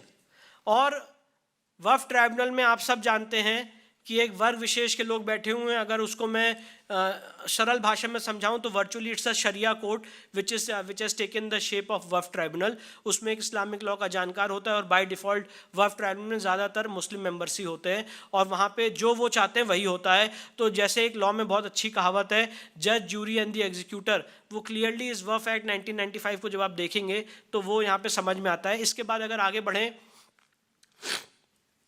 तो वक्फ एक्ट के सेक्शन 8 में इस सर्वे का जो खर्चा है वो राज्य सरकार वहन करती है। यस, आर्टिकल 27 का मर्डर करते हुए जो कॉन्स्टिट्यूशनल मैंडेट है कि कोई भी पैसा टैक्स पेयर्स का किसी धर्म को प्रमोट करने के लिए नहीं यूज़ किया जा सकता है, तो वक्फ का जो पूरा पैसा है, वक्फ के जो सर्वे का खर्चा है, जो हमारे आपकी प्रॉपर्टी भी ले रहे हैं और उसका खर्चा भी हम ही आप दे रहे हैं। आपने कभी देखा है इस तरह का सेकुलर कानून? और कोई क्या मंदिर की संपत्ति के लिए सर्वे होता है क्या? आज तक आपने सुना है कि किसी मंदिर की संपत्ति को प्रोटेक्ट करने के लिए कोई सर्वे किया जाए और उसका गजट नोटिफिकेशन किया जाए? फॉर दैट मैटर ऐसा कभी होता नहीं है, और अगर कभी तो होता नहीं है, और यहाँ पे हो भी रहा है, और उसका खर्चा भी राज्य सरकार वहन कर रही है bye virtue of section 8। Exactly आप पढ़ लीजिएगा जो बातें मैं आपको बता रहा हूँ। आज सोशल मीडिया का दौर है, अगर एक भी बात फैक्ट, फिगर, रिकॉर्ड और सेक्शन के खिलाफ बोल रहा हूँ तो मुझे आगे पकड़िएगा कि जैन साहब आप आए और आपने गलत बात बोली। सेक्शन 8 पढ़ लीजिएगा वक्फ एक्ट 1995 का। इसके बाद आगे बढ़िए, सेक्शन 40 देखिए वक्फ एक्ट 1995 का। सेक्शन 40 सब क्लॉज 1 में और सेक्शन 40 सब क्लॉज 3 में ये प्रावधान है, मतलब अगर हमारे जो भाईजान हैं, जो इस देश के सुपीरियर नागरिक हैं, अगर वो भूल जाएं 10 साल में सेक्शन 4, 5 और 6 में किसी संपत्ति को अपने परव्यू में लाना, तो अगला सर्वे तो 10 साल बाद होगा, तो फिर इस 10 साल के अंतराल में कैसे संपत्ति लेंगे? तो सेक्शन 40 में कभी भी प्रोविजन दिया गया है कि कभी भी आप किसी संपत्ति को वक्फ संपत्ति घोषित कर सकते हैं, और अगर किसी ट्रस्ट और सोसाइटी की संपत्ति को वक्फ संपत्ति घोषित करते हैं तो उसको इन्फॉर्म भी नहीं करेंगे कि भैया आपकी संपत्ति घोषित करने जा रहे हैं। इन्फॉर्मेशन कहाँ जाएगी? जहाँ पे सोसाइटी या ट्रस्ट दर्ज है, मतलब रजिस्ट्रार ऑफ ट्रस्ट के यहाँ या रजिस्ट्रार ऑफ सोसाइटी के यहाँ, और हम और आप जानते हैं कि वहाँ पे हजारों कम्युनिकेशन फेंके पड़े रहते हैं। तो वर्चुअली सेक्शन 40 में आपने जो ऑर्डर किया, जिस आदमी की संपत्ति आपने एक्वायर की, वक्फ संपत्ति घोषित की, आपने अपनी उसको घोषणा करी और उसको एक स्टैट्यूटरी मैंडेट मिल गया, उसको पता भी नहीं चला और संपत्ति वक्फ में चली गई, और आपने अगर उसको एक समय सीमा के अंदर चैलेंज नहीं किया तो वो ऑर्डर फाइनल हो गया। इस तरह का कोई भी कानून या कोई भी प्रोविजन इस देश के किसी भी नागरिक के लिए नहीं बना हुआ है। इसके बाद अगर आप वक्फ एक्ट का सेक्शन 54 देखेंगे, हमारे आपके लिए क्या कानून है कि अगर हमारी आपकी संपत्ति पे या मंदिर की संपत्ति पे या प्राइवेट लैंड पे भी अगर किसी ने इंक्रोचमेंट किया है तो आप उस इंक्रोचमेंट को आप कानून अपने हाथ में नहीं ले सकते और आपको एक सिविल कोर्ट में जाना पड़ेगा, एक लंबी लीगल लड़ाई लड़नी पड़ेगी। पर वक्फ बोर्ड के लिए स्पेशल कानून है। सेक्शन 54 में वक्फ बोर्ड उसको आदेश दे सकता है उस इंक्रोचमेंट को हटाने का, और state government is bound to carry out their orders by virtue of section 54 of the waqf act 1995। इसके बाद वक्फ ट्राइब्यूनल का गठन किया गया सेक्शन 83 में, जैसा कि मैंने आपको बताया, उसमें इस्लामिक लॉ के जानकार होंगे। सेक्शन 85 में सिविल कोर्ट को एक्सक्लूड किया गया है कि अगर कोई संपत्ति वक्फ संपत्ति है या डिस्प्यूट है कि ये वक्फ है कि नहीं है, तो ये प्रश्न सिर्फ और सिर्फ वक्फ ट्राइब्यूनल में जाएगा। नॉर्मल जो संविधान के द्वारा बनाई गई सिविल कोर्ट है वो उसको नहीं देख सकती है। ज्ञान व्यापी में भी इसीलिए इस तरह का तर्क उपयोग करने की कोशिश की गई कि ये जो पूरा केस है ये सिविल कोर्ट से हट के वक्फ ट्राइब्यूनल चला जाए कि जैसा वो चाहते हैं वैसी चीज़ें हों। इसके बाद हम आप जानते हैं कि सीपीसी में एक प्रोविजन है सेक्शन 80 जो ब्रिटिश काल के द्वारा बनाया गया था कि अगर आप सरकार के खिलाफ कोई केस फाइल करना चाहते हैं तो आपको उनको 2 महीने का प्रायर नोटिस देना होता है कि भाई हम सेंट्रल गवर्नमेंट के खिलाफ या राज्य सरकार के खिलाफ केस फाइल करना चाहते हैं। सेक्शन 80 ऑफ सीपीसी में वक्फ बोर्ड को सेम पैरेलल गवर्नमेंट का दर्जा दिया गया है बाय वर्च्यू ऑफ सेक्शन 89। अगर आप वक्फ के खिलाफ केस फाइल करना चाहते हैं तो आपको उनको 2 महीने का नोटिस देना पड़ेगा। कैन यू इमेजिन, हमने काशी विश्वनाथ के केस में और कृष्ण जन्मभूमि के केस में केस फाइल करने से पहले उनको बताया है कि भैया हम आपके खिलाफ केस फाइल करने जा रहे हैं।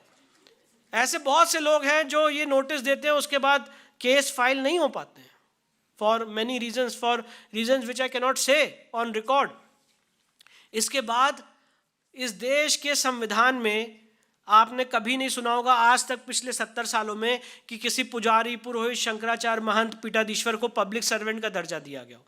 पर वक्फ बोर्ड के जितने मेंबर्स हैं, जो वक्फ डीड में जिनके जिनके नाम हैं, जितने मुतवल्ली हैं, जितने लोग हैं, उन सबको पब्लिक सर्वेंट का दर्जा दिया गया है bye virtue of section 101 of Waqf act 1995।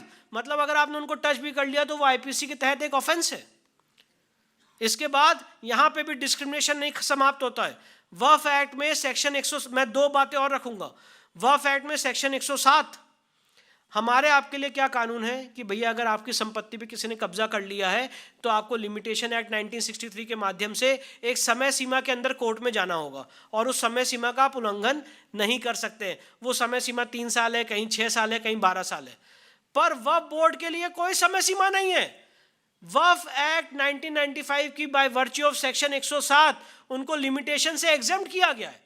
मतलब अगर मुझे राम मंदिर का केस भी फाइल करना है तो मुझे ये बताना पड़ा कि बाबर के 1528 में तोड़ने के बाद अब मैंने 1950 में केस क्यों फाइल किया, उससे पहले मैं केस क्यों नहीं फाइल कर पाया। काशी विश्वनाथ में मुझे ये एक्सप्लेन करना पड़ा कि मैं आज 2020 में मैंने मुकदमा क्यों फाइल किया, उससे पहले क्यों नहीं कर पाया। कृष्ण जन्मभूमि में मुझे एक्सप्लेन करना पड़ रहा है कि मैंने अब मुकदमा क्यों फाइल किया, पहले क्यों नहीं किया है। पर वक्फ बोर्ड को ये एक्सप्लेनेशन देने की जरूरत नहीं है क्योंकि उनके लिए लिमिटेशन एक्ट से उनको एग्जेम्पशन दिया गया है बाय वर्च्यू ऑफ सेक्शन 107। और उसके बाद जो मेरा आखिरी सेक्शन है वक्फ एक्ट 1995 का, वो आपके सामने रखता हूं, वो है सेक्शन 108। जब इस देश का बंटवारा हुआ था तो बहुत सारे ऐसे हमारे लोग थे जो पाकिस्तान से विस्थापित होकर भारत आए और बहुत सारे ऐसे मुस्लिम थे जो यहाँ से पाकिस्तान माइग्रेट कर गए। तो जो हिंदू भाई आज मुस्लिम समाज के लोगों की संपत्ति पे रह रहे थे वो ऐसा मान रहे थे कि भाई इस संपत्ति के कभी वो मालिक बनेंगे क्योंकि वहाँ पे वो अपनी ज़मीन खो के आए हैं। और उस समय administration of evacuee property act Congress government लाई और उन्होंने एक इंटरिम अरेंजमेंट किया कि भाई जब तक आगे हम कुछ डिसीजन नहीं ले लेते हैं तब तक इस संपत्ति पे जो मुस्लिम समाज के लोग यहाँ से छोड़ के गए हैं इस संपत्ति की कस्टोडियन सेंट्रल गवर्नमेंट रहेगी by virtue of administration of evacuee property act 1950। पर राजीव गांधी गवर्नमेंट ने एक बहुत बड़ा छल किया हम लोगों के साथ। 1984 में वक्फ एक्ट 1954 को अमेंड करके सेक्शन 66H लाए, H for Himachal Pradesh. 1954 act में अमेंडमेंट किया और सेक्शन 66H लाए और उस सेक्शन की वजह से वो जितनी संपत्ति थी जो हिंदू भाई सोच रहे थे कि जो आज किराए पे हैं, जो आज किराया दे रहे हैं, कभी वो उसके मालिक बनेंगे, वो सारी संपत्ति राजीव गांधी गवर्नमेंट ने वक्फ बोर्ड को दे दी। और यही सेक्शन ने रूप लिया सेक्शन 108 का वक्फ एक्ट 1995 में। तो आज एडमिनिस्ट्रेशन ऑफ इवैक्यू प्रॉपर्टी के एक्ट के तहत सेकुलरिज्म को अभी मर्डर करते हुए अगर कोई आदमी सेकुलरिज्म को भी मानता है तो उसका भी मर्डर किया गया है। और जो सारी संपत्ति की कस्टोडियन केंद्र सरकार थी वो सारी संपत्ति आपने एक धर्म विशेष को वक्फ बोर्ड को दे दी। अब इसका समाधान क्या है? मैंने आपके सामने वक्फ एक्ट की प्रॉब्लम बताई। इसका समाधान ये है कि हमने इसमें लीगल रिसर्च की है और हमने लीगल रिसर्च करके माध्यम से हमने 3 कॉलम्स बनाए हैं जिसमें हमने ये मेंशन किया है कि आज वक्फ एक्ट कैसा लगता है, उसमें हम क्या अमेंडमेंट करना चाहते हैं इंपॉर्टेंट सेक्शंस में, और अमेंडमेंट करने के बाद वक्फ एक्ट कैसा लगेगा। वो लीगल रिसर्च हम यहाँ पे शेयर कर देंगे। मैं आपसे निवेदन करूँगा कि आप उसको पढ़ें और ज़्यादा से ज़्यादा लोगों में फैलाएँ। अब वक्फ एक्ट की जो मुहिम है वो पार्लियामेंट में भी रेस की गई है। हमने हिंदुस्तान के अलग अलग हाई कोर्ट्स में वक्फ एक्ट को चैलेंज करते हुए पिटिशंस फाइल किए हैं। इस समय वक्फ एक्ट को चैलेंज करते हुए करीब 200 पिटिशंस अलग अलग न्यायालयों में फाइल हो चुकी है। मैं सिर्फ ये आपके सामने कहना चाहता हूँ कि हमने सेकुलरिज्म का ऐसा गंदा रूप देखा है कि एक तरफ प्लेसेस ऑफ वर्शिप एक्ट लाया गया और जो एक पॉपुलर नैरेटिव है, ऐसा नैरेटिव दिया गया कि हिंदू समाज के लोग कोर्ट में केस नहीं फाइल कर सकते हैं अपनी सिविलाइजेशन को रिक्लेम करने के लिए। और दूसरी तरफ वक्फ एक्ट 1995 के माध्यम से उसी सरकार ने 4 साल के अंतराल में एक ऐसा कानून बनाया कि जहां प्रॉपर्टी डिक्लेयर भी कर सकते हैं वक्फ संपत्ति, कोई उससे एग्रीव्ड हो तो वो वक्फ ट्राइब्यूनल जाए और सुप्रीम कोर्ट जाए और हाई कोर्ट जाए। तो एक तरफ आपने एक समाज के लोगों के दरवाजे बंद कर दिए कि वो कोर्ट भी ना जा सकें, और दूसरी तरफ एक आदमी को पूरी छूट दे दी कि वो कोर्ट भी जाए और किसी भी संपत्ति को कब्जा करें। और इसी का कारण है कि आज कश्मीर में जो कश्मीरी पंडित हैं वो रेफ्यूजी बन गए और जिन्होंने वहाँ पे चलिव गलिव और रलिफ का नारा दिया, आज वो वहाँ पे सेकुलर बन गए। जो लोग शबरीमाला में अंदर जाना चाहते हैं वो सेकुलर बन गए, और जो लोग शबरीमाला के ओरिजिनल प्रिंसिपल्स को रेस्टोर करना चाहते हैं वो कम्युनल बन गए। जो लोग राम मंदिर को रेस्टोर करना चाहते थे वो कम्युनल बन गए, और जिन्होंने बाबर के वंशजों के साथ दिया वो सेकुलर बन गए। आज उसी का एक नतीजा है, हम देख रहे हैं कि वक्फ एक्ट 1995 के जो लोग सपोर्ट में खड़े हैं वो सेकुलर हैं, और जो वक्फ एक्ट के उसका दंश झेल रहे हैं आज वो सारे लोग कम्युनल हो गए। और ये जितनी बातें मैंने आपके सामने वक्फ एक्ट को लेकर रखी हैं, ये सिर्फ एक एकेडमिक डिस्कशन नहीं है, मैं इसको आपको बताना चाहता हूं, ये ऑन ग्राउंड होते हुए हम देख रहे हैं।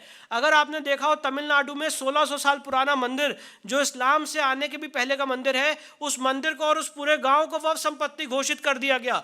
चंद्रशेखर आज़ाद पार्क, जहां पे चंद्रशेखर जी ने अपनी शहादत दी, उस पार्क को आपने वक्फ संपत्ति घोषित कर दिया। जब उसको लेके हमने इलाहाबाद हाईकोर्ट में पिटीशन की तो हिंदुस्तान की लीगल हिस्ट्री में पहली बार ऐसा हुआ कि इलाहाबाद हाईकोर्ट ने ऑर्डर किया, और इलाहाबाद हाईकोर्ट के ऑर्डर के बाद वहां पे मज़ारें और मस्जिदें हटाई गई।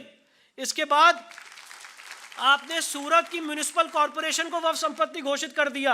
बेट द्वारका को आपने, जो पूरा आइलैंड था, उसको वक्फ संपत्ति घोषित कर दिया। यहां तक इस वक्फ की मार से इलाहाबाद हाईकोर्ट भी नहीं बचा।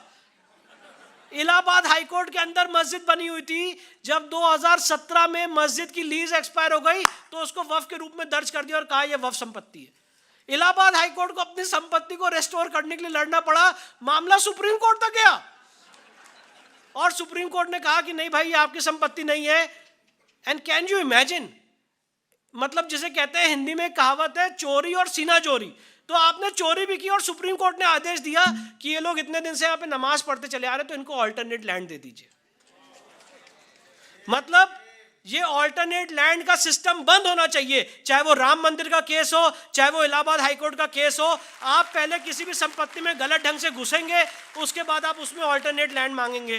ताजमहल पे हम लोग कह रहे थे कि ये शिव मंदिर है, तो बोला गया कि ये लोग इंटेलेक्चुअल नहीं है, ये लोग एक पर्टिकुलर माइंडसेट से आते हैं, ये संघ की विचारधारा से आते हैं। Can you imagine sir, Taj Mahal को 2005 में यूपी सुन्नी सेंट्रल वक्फ बोर्ड ने वक्फ संपत्ति घोषित कर दिया है। आर्कियोलॉजिकल सर्वे ऑफ इंडिया इस समय अपील में है सुप्रीम कोर्ट में। सुप्रीम कोर्ट ने वक्फ बोर्ड से सवाल पूछा कि बताइए इसको शाहजहां ने कब वक्फ डीड किया, वो वक्फ डीड ला के दिखाइए। 2018 से आज तक वो केस नहीं लग पाया। तो मैं इसलिए बताना चाहता हूं कि वक्फ के ऐसे बहुत सारे उदाहरण हैं, अगर मैं उदाहरण दूंगा तो शाम हो जाएगी। अभी जीता जागता एक उदाहरण है मथुरा का, जहाँ पे बिहारी जी का चबूतरा था, उस चबूतरे में घुस के गलत ढंग से वहाँ पे मज़ार रख दी गई और उसको वक्फ संपत्ति डिक्लेयर कर दिया गया। और एक मैं आपके सामने बहुत ही शालीनता से बात रखना चाहता हूँ, ये जो पूरा सिस्टम है, ये जो पूरा सेटअप है, चाहे वो ब्यूरोक्रेसी हो चाहे जुडिशरी हो, इनके दिमाग से निकालने में हमारी जान चली जाती है कि वक्फ डिक्लेयर करने से कोई संपत्ति वक्फ संपत्ति नहीं होती है। कल हम और ये ऐसा नहीं है कि मैं आपके सामने सिर्फ अपना यश का इतिहास बता रहा हूँ। कल जो बिहारी जी का चबूतरा, उसको हटाने के लिए हमने इलाहाबाद हाईकोर्ट में पीआईएल फाइल की थी। हमारी पीआईएल इलाहाबाद हाईकोर्ट ने नहीं समझी, डिसमिस की। उसके अगेंस्ट हम सुप्रीम कोर्ट में आए। सुप्रीम कोर्ट ने कहा कि इसमें, उन्होंने कहा तो है वक्फ है। हमने सुप्रीम कोर्ट के सामने कहा कि अगर वो सुप्रीम कोर्ट को वक्फ कह देंगे तो क्या वक्फ हो जाएगी? पर सुप्रीम कोर्ट ने हमारी बात नहीं मानी और कहा कि आप इसके लिए सिविल सूट फाइल करिए। और अब उस इलीगल इंक्रोचमेंट को हटाने के लिए हमें मथुरा की सिविल कोर्ट में एक लंबी लीगल लड़ाई लड़नी पड़ेगी। जितना हम कर सकते हैं हम कर पा रहे हैं। पर मैं ये बताना चाहता हूं कि वक्फ एक्ट 1995 के खिलाफ जो मैंने आपके सामने सेक्शंस रखे हैं, इसके खिलाफ हमें मिलकर संगठित होकर लड़ाई लड़नी चाहिए। और कम से कम इतना हो जाए, मुझे लगता है अगर इतना करेंगे तो किसी भी जो लोग सेकुलरिज्म को मानने वाले हैं उनकी भी आत्मा हिल जाएगी। कम से कम इतना कर दीजिए कि वक्फ एक्ट 1995 नॉन मुस्लिम्स पे अप्लाई ना करें। ये इसका सबसे अच्छा सल्यूशन हो सकता है। जो आपने उनको पब्लिक सर्वेंट का दर्जा दिया है उसको हटाइए, सेक्शन 40 को हटाइए, जो सर्वे के प्रोविजन है उसको अमेंड करिए। उसके लिए हमने पूरी रिसर्च की है। तो मैं सिर्फ और सिर्फ ये कहना चाहता हूँ कि सेकुलरिज्म की आड़ में किस तरह से हिंदू समाज के लोगों को second grade, third grade, 8th grade, 16 grade, 15वां ग्रेड, मैं उस ग्रेड पे नहीं जाना चाहता हूँ, हमें नागरिक बनाने की कोशिश की गई है। इसलिए अब समय है कि अब हम लोग जागे, संगठित हों और इस बात को आगे बढ़ाएं। मेरे बाबूजी जिन्होंने अपना पूरा जीवन इसमें लगाया, गुरु गोवलकर जी की और माननीय हेड गोवार जी की विचारधारा को आगे बढ़ाते हुए, अपनी तपस्या को लेते हुए, उन्होंने आज तक 47 साल का लीगल करियर उन्होंने इस चीज़ के लिए जिया है। आज भी जब मैं आपसे बात कर रहा हूँ तो सुबह 9 बजे से लेकर रात के 9 बजे तक वो सिर्फ और सिर्फ आपके लिए काम कर रहे हैं, सिर्फ इस चाहत में कि हम और आप संगठित होके ये जो हमारे आपके ऊपर आक्रांता हो रही है, ये हमारे आपके ऊपर जो आज एक कल्चरल कॉलोनाइजेशन का काम किया जा रहा है, इसको हम लोग रेस्टोर करने के लिए काम करें। मैं दोबारा आप लोगों को बहुत बहुत प्रणाम करता हूं कि आपने मुझे इतनी धैर्यता से सुना, और सॉरी मैंने थोड़ा सा टाइम क्रॉस किया, आई एम सो सॉरी।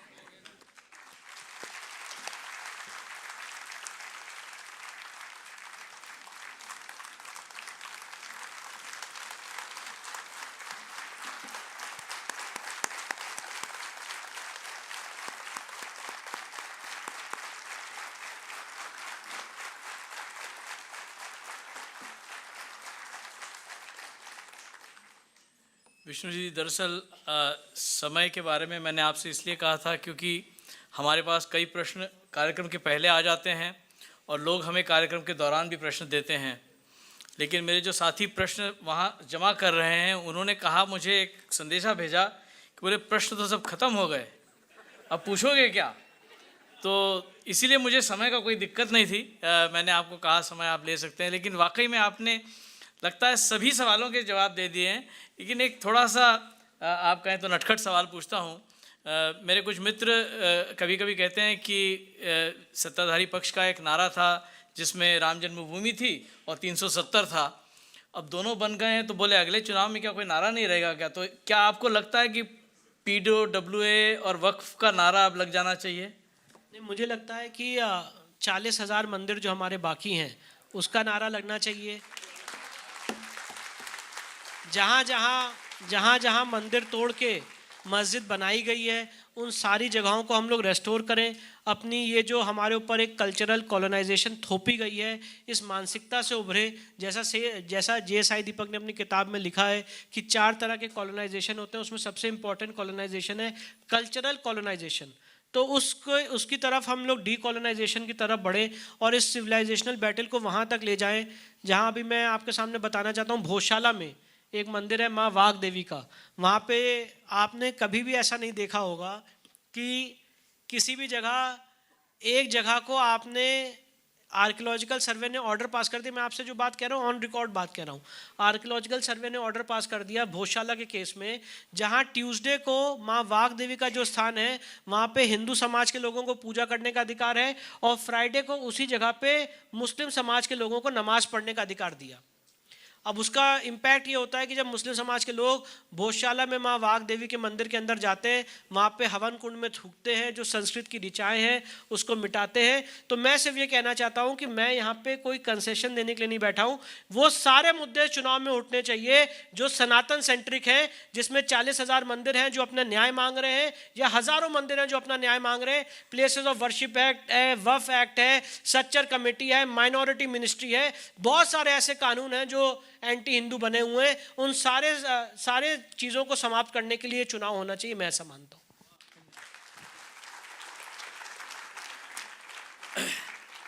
जिस तरह से आपने बताया, और एक सवाल पूछना चाहता था कि हम लोगों ने पढ़ा है कि आप 27 जगहों पे आप लड़ रहे हैं। अब आपने ही कहा सब जगहों के बारे में कुछ बताना समय नहीं होगा। मेरा बचपन लखनऊ में गुजरा है, लक्ष्मण टीला के बारे में कुछ बता सकते हैं? लक्ष्मण टीला पे हमारा केस चल रहा है और लक्ष्मण टीला पे 2013 पे मेरे पिताजी ने वहाँ पे केस सिविल सूट फाइल किया है और पिछले 10 साल से वो केस इसी जद्दोजहद में आगे नहीं बढ़ पा रहा है कि यहाँ पे जो मस्जिद कमेटी है वो कहती है प्लेसेस ऑफ वर्शिप एक्ट से बार्ड है। सिविल जज सीनियर डिवीजन के हम इस मामले में जीत गए कि ये प्लेसेस ऑफ वर्शिप एक्ट से बार्ड नहीं है। ऑनरेबल डिस्ट्रिक्ट कोर्ट के यहाँ से भी हम जीत गए, प्लेसेस ऑफ वर्शिप एक्ट से बार्ड नहीं है। इस समय शाहिदगाह जो उस समय वहाँ की जो लक्ष्मण टीला की मस्जिद कमेटी है वो लखनऊ बेंच में आई हुई है। लखनऊ बेंच में मामला विचाराधीन है। जो बड़े बड़े सेकुलर वकील हैं, चाहे वो राजू रामचंद्रन जी हों, अलग अलग हों, जिन्होंने कसाब का भी केस लड़ा, वो उनकी तरफ से पैरवी करने आते हैं और लंबी बहसें की जा रही हैं। तो कोशिश ये है कि लक्ष्मण टीला भी जल्द से जल्द सॉल्व किया जाए। वो वीरवर लक्ष्मण जी की तपोभूमि थी, उनका स्थल था, जहाँ पे उनका स्थान था, वहाँ पे आज भी एक ऐसा कुआं है जो पाताल लोक तक जाता है। शेषनाग और अलग अलग चीज़ों के वहाँ पे चिन्ह पाए गए हैं और आज भी वो जगह उनके कब्जे में है लक्ष्मण टीला की। वहाँ पे हमने कमीशन भी किया था, कमीशन की रिपोर्ट भी आ चुकी है और पूरी कोशिश है कि इस लीगल सिस्टम में जितना हम भाग दौड़ कर सकते हैं, क्योंकि इस समय हमारे पास यही एक सिस्टम है। लोग हमसे पूछते हैं कि आप कोर्ट क्यों जाते हैं, तो मेरा सवाल ये है कि अगर आज इस संवैधानिक सेटअप पे हम कोर्ट ना जाए तो कहाँ जाएं? अगर हम सड़कों पे रेवोल्यूशन आंदोलन करेंगे तो उस आंदोलन को दबा दिया जाएगा। अगर आज हम लोग पार्लियामेंट में इस चीज़ को रेज नहीं कर सकते और अगर पार्लियामेंट एक तरफा फैसला देगी तो दूसरा वर्ग कहेगा हमें सुना नहीं गया। इसलिए हम इन सारे मुद्दों को लेके कोर्ट में जाते हैं और मुझे पूरी उम्मीद है कि लखनऊ का लक्ष्मण टीला भी जल्द से जल्द सॉल्व होगा। उसके लिए जितनी लीगल रेमेडीज़ हैं वो लेने का हम काम कर रहे हैं। आपने अभी कहा कि कोर्ट जाना ज़रूरी है और हर जगह आंदोलन नहीं हो सकता, लेकिन हमने राम मंदिर के बारे में जो देखा, एक भव्य मुझे लगता है सामाजिक आंदोलन उसके साथ हुआ। तो क्या आपको लगता है कि ये जो बाकी जगह है, अपनी ज्ञानव्यापी है, कृष्ण मंदिर है और बाकी जगहों के लिए, इसी तरह से समाज को उसी तरह से उठना चाहिए या किसी और तरह से समाज को आपके साथ जुड़ना चाहिए? मुझे लगता है कि काशी मथुरा जितने केसेस हैं, मैं एज अ लॉयर हमेशा यही एडवाइस दूंगा कि लीगली अपने जो राइट्स हैं इस संविधान में दिए हुए हैं, उन संविधान के राइट्स को एक्सरसाइज करते हुए हमें इस आंदोलन को आगे ले जाना चाहिए। और मैं जब इस देश के अलग अलग शहरों में जाता हूँ इन सारे मुद्दों को लेके, तो मुझे लगता है कि आंदोलन ऑलरेडी स्टार्ट हो चुका है एक सटल रूप में। जितने लोगों से मैं मिलता हूँ, बहुत लोगों को दर्द है कि काशी और मथुरा मुक्त हो। बहुत लोग इस बारे में सोशल मीडिया पे अलग अलग प्लेटफॉर्म्स पे लिख रहे हैं। तो आंदोलन तो ऑलरेडी शुरू हो चुका है, पर मैं ये कभी नहीं चाहता हूँ कि आंदोलन एक खूनी शेप ले, एक ब्लडी रेवोल्यूशन का शेप ले। मैं ये चाहता हूँ कि ये आंदोलन एक कलम के माध्यम से, एक लीगल इंसाइट के माध्यम से, इंटेलेक्चुअल एक अप्रोच के माध्यम से और अपनी बौद्धिक क्षमता को बढ़ाते हुए ये आंदोलन शेप ले। और मैं ऐसा मानता हूँ कि अगर सनातन समाज तर्कों के आधार पे, फैक्ट्स के आधार पे, फिगर के आधार पे अपनी बात रखेगा तो वो दिन ऐसा आएगा जैसा हमने राम मंदिर के केस में देखा, वो दिन यहाँ पे भी आएगा कि काशी और मथुरा को भी हम मुक्त कराएंगे। उसके लिए कोई ज़रूरी नहीं है कि आप कार सेवा करें, उसके लिए ये ज़रूरी है कि आप लीगल कार सेवा करें। उसके लिए ये ज़रूरी है कि आप फैक्ट और फिगर के आधार पे कानून को अपने हाथ में ना लिए हुए इस संवैधानिक सेटअप के अंदर अपनी बात रखें और वो बात सुनी जाए। और इसीलिए मैं आज आपके बीच आया हूँ। धन्यवाद।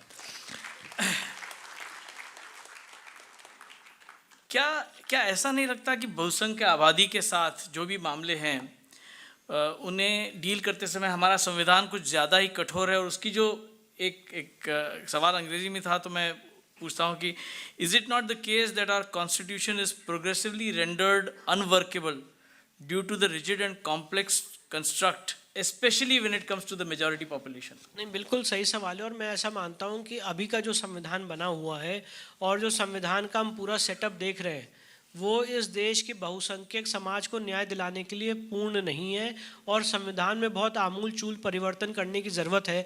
अभी जैसे कि मैंने आपके सामने बात रखी, मतलब आपने कभी ऐसा सोचा है कि ऐसा सेटअप हम बना सकते हैं कि इस देश में मेजॉरिटी पॉपुलेशन आर्टिकल 14 के तहत इक्वालिटी का अधिकार मांग रही है, और जगह ऐसा होता है कि जो माइनॉरिटी है वो इक्वालिटी का अधिकार मांगती है। यहाँ पे मेजॉरिटी पॉपुलेशन कह रही है कि भैया हमें इक्वल राइट्स दे दो। तो इसीलिए मुझे ऐसा लगता है, जस्टिस रोहिंटन नरीमन ने एक बात कही थी जो यहीं से आते हैं कि अगर संविधान में सेकुलर वर्ड आप हटा भी दीजिए, जो 1976 में हम लोग पूरी अपनी एनर्जी लगा देते हैं कि 1976 में इंदिरा गांधी ने सेकुलर वर्ड ऐड किया, वो बिल्कुल गलत ऐड किया, मैं भी उसको मानता हूँ। पर अगर उस वर्ड को हटा भी दे तो जस्टिस रोहिंटन नरीमन ने कहा है कि संविधान तब भी सेकुलर है जब वो आपको और जो आदमी आपका गला काटना चाहता है उसको आपने अगर इक्वल अधिकार दे रखे हैं तो संविधान तो सेकुलर है ही। आर्टिकल 14, 15, 21, 25 सबके लिए। तो इसीलिए मैं ऐसा मानता हूं कि संविधान में बहुत आमूल चूल परिवर्तन करने की ज़रूरत है। आर्टिकल 29, 30 इस संविधान का सबसे बड़ा मुझे लगता है दंश है। और अगर कोई आदमी आर्टिकल 30 सब क्लॉज 1 को पढ़ेगा तो मुझे लगता है ऐसा कोई भी प्रोविजन किसी और समाज के लिए नहीं है। मतलब आप ये सोचिए कि आज मैं उसका उदाहरण दूं कि एक मुस्लिम समाज का आदमी केजी से लेके प्रोफेशनल और टेक्निकल एजुकेशन तक अपनी कुरान हदीस पढ़ते हुए वो सारी एजुकेशन ले सकता है, पर इस तरह का कोई सेटअप एक सनातन समाज के व्यक्ति के लिए नहीं है। उसका मेन जो जेनेसिस है वो आर्टिकल 30 सब क्लॉज 1 है जिसमें परिवर्तन की ज़रूरत है। और जब आपने अगर संविधान सभा की डिबेट पढ़ेंगे तो जो BK मुखर्जी और जो सरदार वल्लभ भाई पटेल और जवाहरलाल नेहरू ने कहा था कि अगर आप एक इतनी वेल नेट माइनॉरिटी माइनॉरिटी हैं कि अपनी पॉपुलेशन के आधार पे आप इस देश का बंटवारा कर सकते हैं, तो आपको माइनॉरिटी राइट्स नहीं मिलने चाहिए। उसके बाद भी इस संविधान में माइनॉरिटी राइट्स आर्टिकल 29-30 के माध्यम से ऐड किए गए, सेकुलर वर्ड ऐड किया गया। और इस देश की लीगल हिस्ट्री में पहली बार ऐसा हुआ होगा, आप लोग जान के हैरान हो जाएंगे, एक जजमेंट है टीएमए पाई का जजमेंट, जो 11 जजेस ऑफ सुप्रीम कोर्ट ने दिया, केशवानंदा भारती के बाद सबसे बड़ा जजमेंट उसको माना जाता है टीएमए पाई का जजमेंट। पहली बार ऐसा हुआ कि जो 11 जजेस ने लिखा और कहा वो कोई नहीं समझ पाया। वो जजमेंट जो है वो ये कहता था बेसिकली कि आर्टिकल 30 में माइनॉरिटी मतलब रिलीजियस और लिंग्विस्टिक माइनॉरिटी, और माइनॉरिटी हमेशा स्टेट वाइज तय किए जाएंगे। तो जजमेंट को इंटरप्रेट करने के लिए एक दूसरी पीठ बैठी, पीए नामदार का जजमेंट आया, और पीए नामदार के जजमेंट का पैरा 1 ये कहता है that before the ink on the opinion of TMA Pai were yet to dry, this courts were flooded with hundreds of litigations. तो टीएमए पाई का जजमेंट इस देश का सबसे बड़ा दंश है, जिसमें माइनॉरिटीज़ को ये अधिकार दिए गए कि आप माइनॉरिटी इंस्टीट्यूशंस बना सकते हैं, उसमें अपने लोगों को भर सकते हैं, फीस स्ट्रक्चर आप तय कर सकते हैं, प्रोफेशनल एजुकेशन तक दे सकते हैं, और माइनॉरिटी जो है वो स्टेट वाइज देखी जाएगी। और उसका ही आज हम रूप देख रहे हैं कि 5,200 करोड़ रुपए की सेंट्रल गवर्नमेंट की स्कीम थी माइनॉरिटीज़ के लिए। और माइनॉरिटी मतलब सिर्फ और सिर्फ मुस्लिम्स होते हैं, मुझे ऐसा लगता है कोई जैन समाज या सिख समाज का आदमी माइनॉरिटी नहीं होता है। जो बल पाटिल के केस में सुप्रीम कोर्ट ने कहा था कि अगर माइनॉरिटिज्म को आप प्रमोट करेंगे, इस देश में मल्टीनेशनलिज्म और विभाजनकारी तत्व बढ़ेंगे, वो हम जीते जागते देख रहे हैं, और माइनॉरिटिज्म खत्म होना चाहिए। इस संविधान में सबसे बड़ा आमूल चूल परिवर्तन करने की जरूरत है, और आर्टिकल 29-30 में अमेंडमेंट करने की जरूरत है। Sachar community, minority commission, minority ministry, इन सबको बंद होना चाहिए, और इसीलिए इस संविधान में बहुत बड़े चेंज की जरूरत है। हमने कैसा, आप सोचिए संविधान के प्रारूप में क्या लिखा है, we the people of India having solemnly resolved to constitute India into a sovereign democratic republic. और ये एक शपथ थी जो इस देश के नागरिकों ने 26 नवंबर 1949 को ली थी। आपने कभी सुना है कि अगर आपने कोई शपथ ली हो, उसको आगे जाके 20 साल 30 साल बाद बैक डेट में अमेंड कर दिया जाए और कहा जाए कि जब हमने उस दिन शपथ ली थी उसमें 2 वर्ड और ऐड कर दीजिए, सेकुलर और सोशलिस्ट है? कभी आपने ऐसा नहीं दिया होगा, पर ऐसा इसलिए किया गया कि उस समय इमरजेंसी का दौर था, तो उसमें आपने ऐड कर दिया। और सोशलिज्म का एक ऐसा नज़ारा हम लोग देख रहे हैं कि आज हम लोग अपने देवता के केस फाइल करने के लिए सिविल जज सीनियर डिवीजन के यहाँ जो सबसे स्टार्टिंग कोर्ट है वहाँ पे केस फाइल करते हैं, उसके बाद जाते हैं हम लोग डिस्ट्रिक्ट कोर्ट में, फिर हाई कोर्ट, फिर सुप्रीम कोर्ट। और सोशलिज्म का ऐसा जीता जागता नज़ारा है कि आज एक गरीब आदमी आज एक ट्रायल कोर्ट में धक्के खा रहा है, पर जिसका डिस्प्यूट 2 करोड़ रुपए से ऊपर का है, उसे कमर्शियल कोर्ट जाना पड़ता है। तो जो हम लोग लॉ में पढ़ते हुए जो बात करते थे कि गरीबों के लिए अलग कोर्ट होनी चाहिए, अमीरों के लिए अलग कोर्ट होनी चाहिए, वो आपने बना दिया, और हम लोग इस देश में सोशलिस्ट है। तो मुझे लगता है संविधान में बहुत ज़्यादा चेंजेस की और बहुत ज़्यादा अमेंडमेंट की ज़रूरत है, और वो तभी हो पाएगा कि जब आदमी ओपन दिमाग से इस बात को सुने।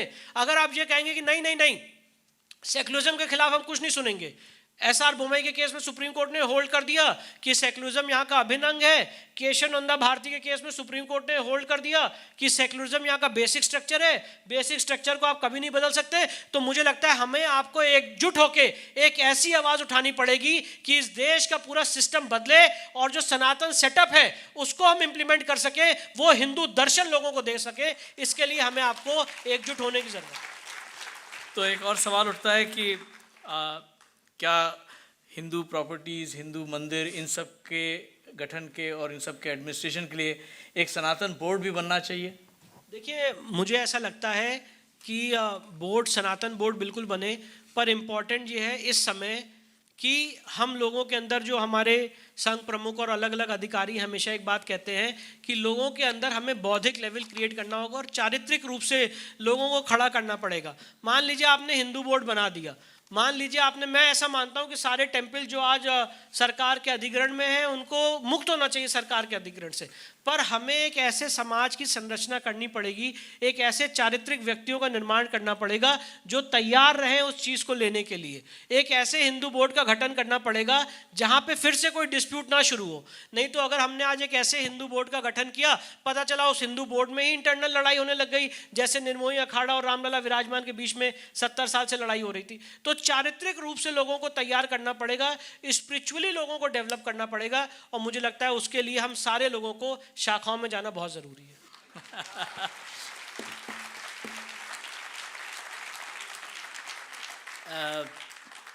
विष्णु जी, हमारा ये आखिरी सवाल होता है हमारे सब वक्ताओं के लिए, आपके लिए ज़्यादा महत्वपूर्ण है कि आज आप दिल्ली में आपकी लड़ाई लड़ रहे हैं, आपने शुरू लखनऊ से की, लेकिन बम्बई में विले पार्ले में आपके सामने आज 400-500 लोग बैठे हैं।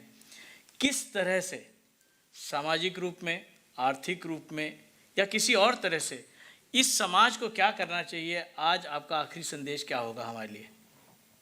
मैं तो सिर्फ इतना कहना चाहता हूँ, मैं तो बहुत छोटा हूँ आप लोगों को कोई संदेश देने के लिए, पर मैं सिर्फ ये कह रहा हूँ कि जो मैंने और मेरे बाबूजी ने एक संकल्प किया है कि जो छत्रपति शिवाजी महाराज अपने जीवन काल में उनकी आखिरी इच्छा थी कि काशी मथुरा को वो मुक्त कराएं, और जो चंपत राय जी और अशोक सिंघल साहब कहते हैं कि राम मंदिर के ताले नहीं खोलने, लोगों के दिमाग के ताले खोलने हैं, तो जो छत्रपति शिवाजी महाराज ने संकल्प लिया था कि काशी मथुरा को मुक्त कराएं, आज वो संकल्प की जो मुट्ठी है वो हम सारे लोग बांधें और यही कहें कि अपने जीवन काल में एक ऐसा दिन देखें कि स्ट्रगल के माध्यम से, बौद्धिक लेवल के माध्यम से या जिस भी माध्यम से हो सकता है, काशी मथुरा को मुक्त करा के सनातन समाज के आध्यात्मिक केंद्र बनाने का काम करें। मेरा तो सिर्फ इतना ही लोगों से एक कहना है।